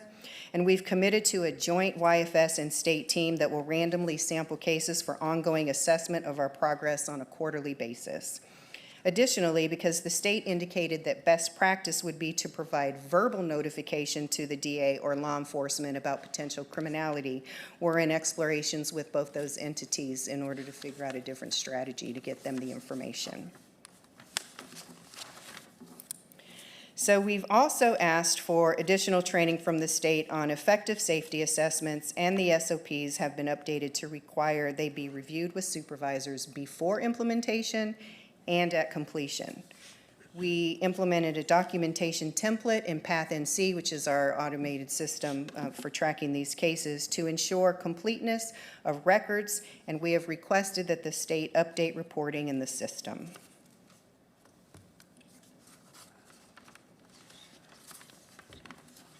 So finally, beginning this month, our collaboration with Allies for Outcomes deepens.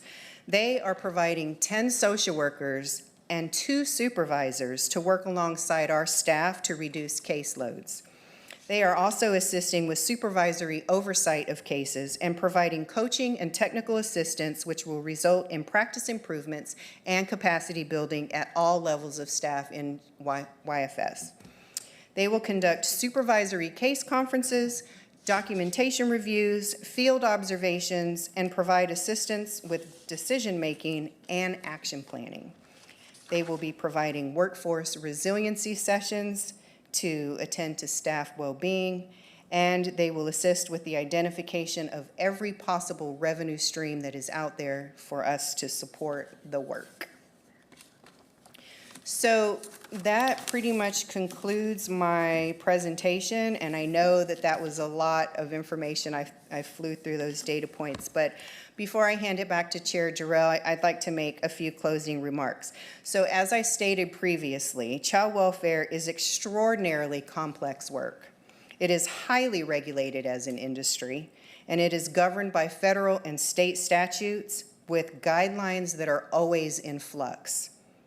There are calls to abolish the system, and there are calls to transform the system. But there are no calls to keep it the same because everybody understands that it's not perfect. And yet, we are here, dedicated to making improvements, and know that we cannot make those improvements in a vacuum. We need our system partners, and we need our community stakeholders to help us keep children safe. We believe that doing deep dives like this provide valuable information that will help us succeed. And we are committed to doing our best work on behalf of children and families in Mecklenburg County. And with that, I will turn it back to you, Mr. Chair. Thank you. Thank you. I'm going to start with Commissioner Griffin. Thank you, Mr. Chairman. First of all, I want to thank you, Mr. Manager, thank the staff. Part of the balanced scorecard is called continuous improvement, and absolutely this fits right in that squarely in terms of what we're trying to do. Know that we are your partner from a policy perspective, and we operate under something called a Consolidated Human Service Agency, And as I recognized in your presentation, Allies for Outcomes is kind of looking operationally, but so that we can work more effectively as a team. If there are any opportunities for suggestions about policies, et cetera, so that we can work with the manager and come up, if there are other budget, for next budget year or something. Would like to find out if Allies for Outcomes have any policy governance suggestions Okay. going forward. So, but really want to thank you for just your presentation and your focus on making sure that we are doing the very best for all of our children, but especially our staff. I used to be a guardian ad litem, Mr. Chair, and I certainly understand the pressures, so appreciate that. Thank you. There was one observation on the slides that really stood out, and it said 60% DHHS benchmark for successful compliance. Is that the standard for the state of North Carolina?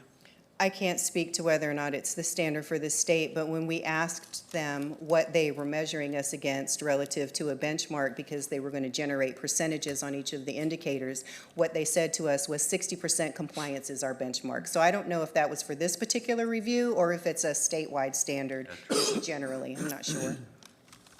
All righty. Thank you, Mr. Chairman. All right, thank you, Commissioner. And Dr. Kim, I want to just say thank you to you and your team. Thank you for the presentation. It was a lot of information, like you said, and really reflects a lot of what's happening with those that are in your charge and in our care. So we appreciate you and the team. Thank you for the presentation, and we'll be looking forward to making sure we implement whatever policy recommendations come out of this. So thank you. Thank you.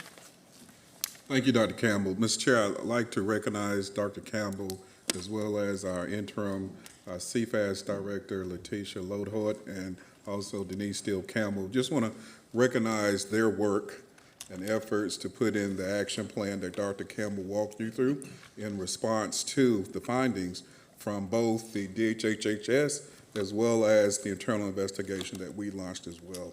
I think they should be commended, and I want to underscore, when we shared this with the state of North Carolina on May 20th, they were very impressed and very confident with the plan that we put in place, and we look forward to continuing to partnering with the state of North Carolina as well to address these concerns. With that, thank you. This concludes my report. Thank you. Thank you to the entire team. And with that, what we'll do is move to consent. Is there a motion to approve? So moved. Second. Consent items.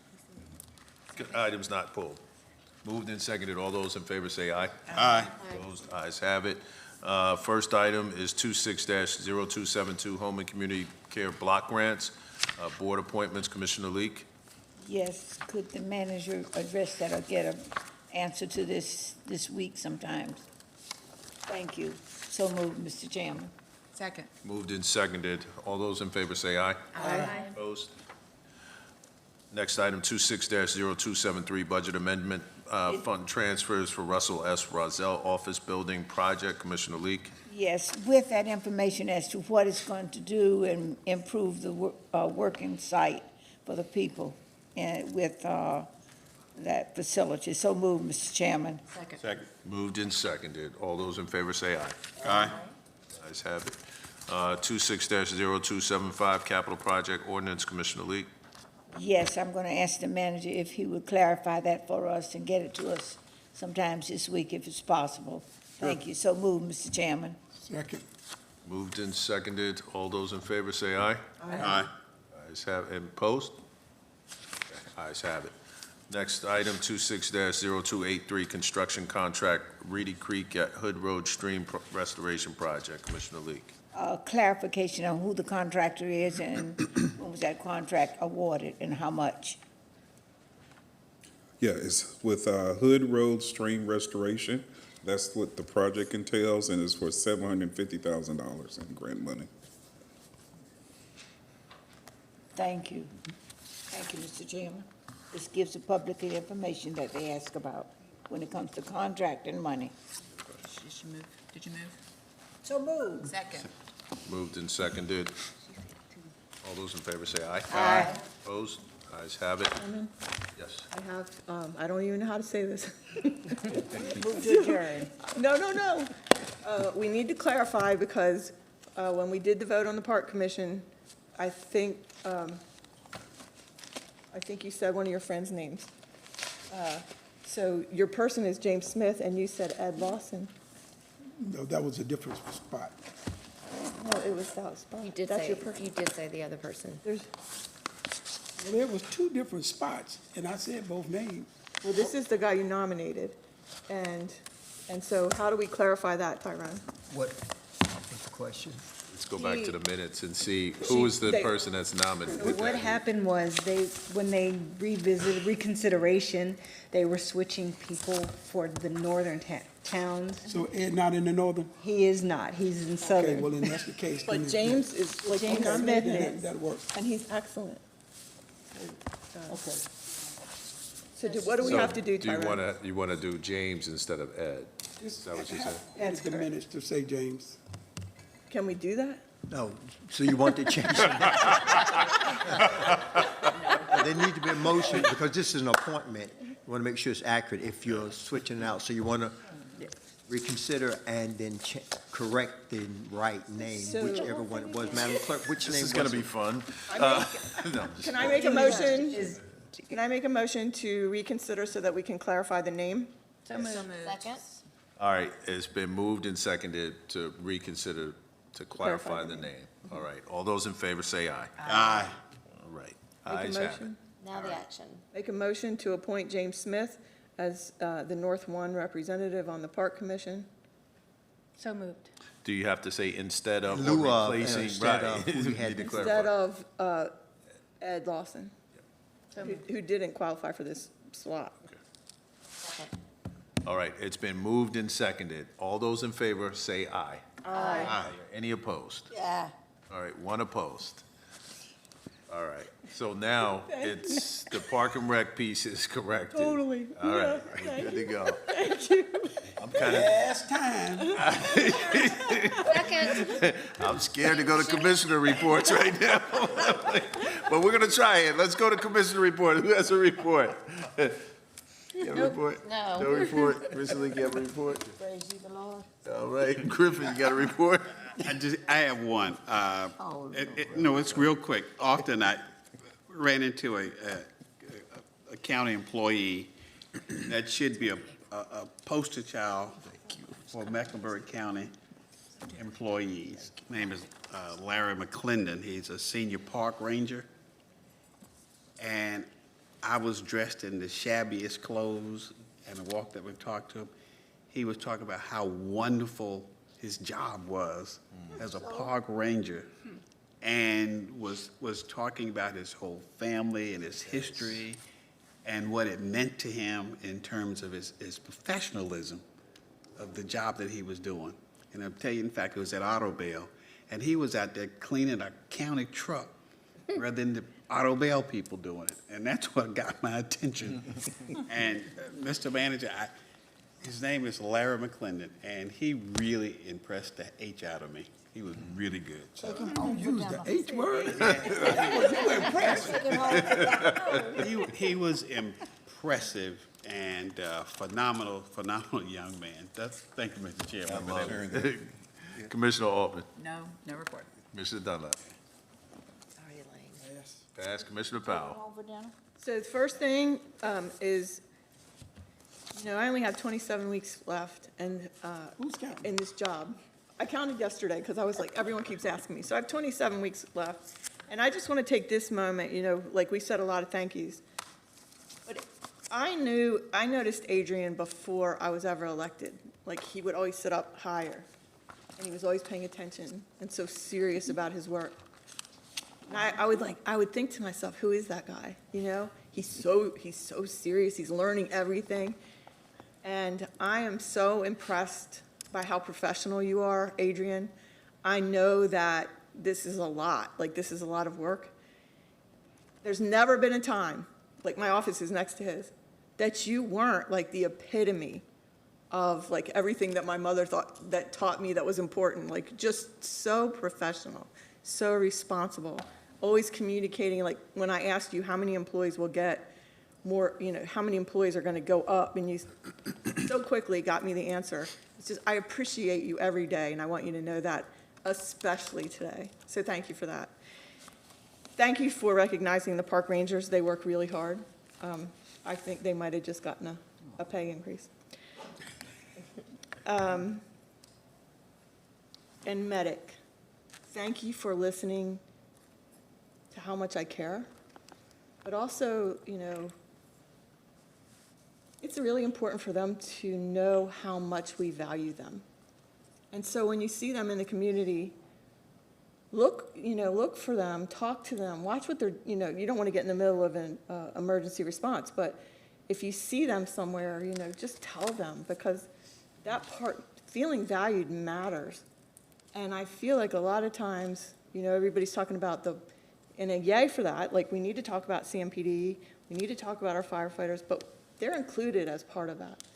And so, I just encourage everyone to look for Medic and thank them for their work, because it is critical.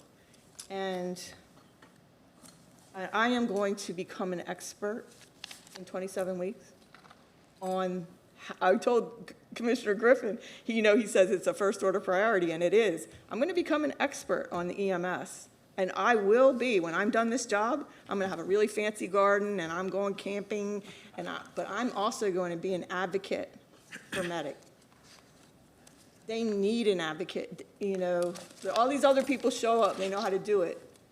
Medic, they're too busy, and so I'm going to be an advocate for them until I draw my last breath. They are so important. They're just so important. Thank you. Thank you. Let me give a quick shout out to our clerks. So we've had a ton of meetings over the last few months, a lot of information going back and forth, and you guys have done an amazing job keeping us straight and capturing those minutes and just thank you so much.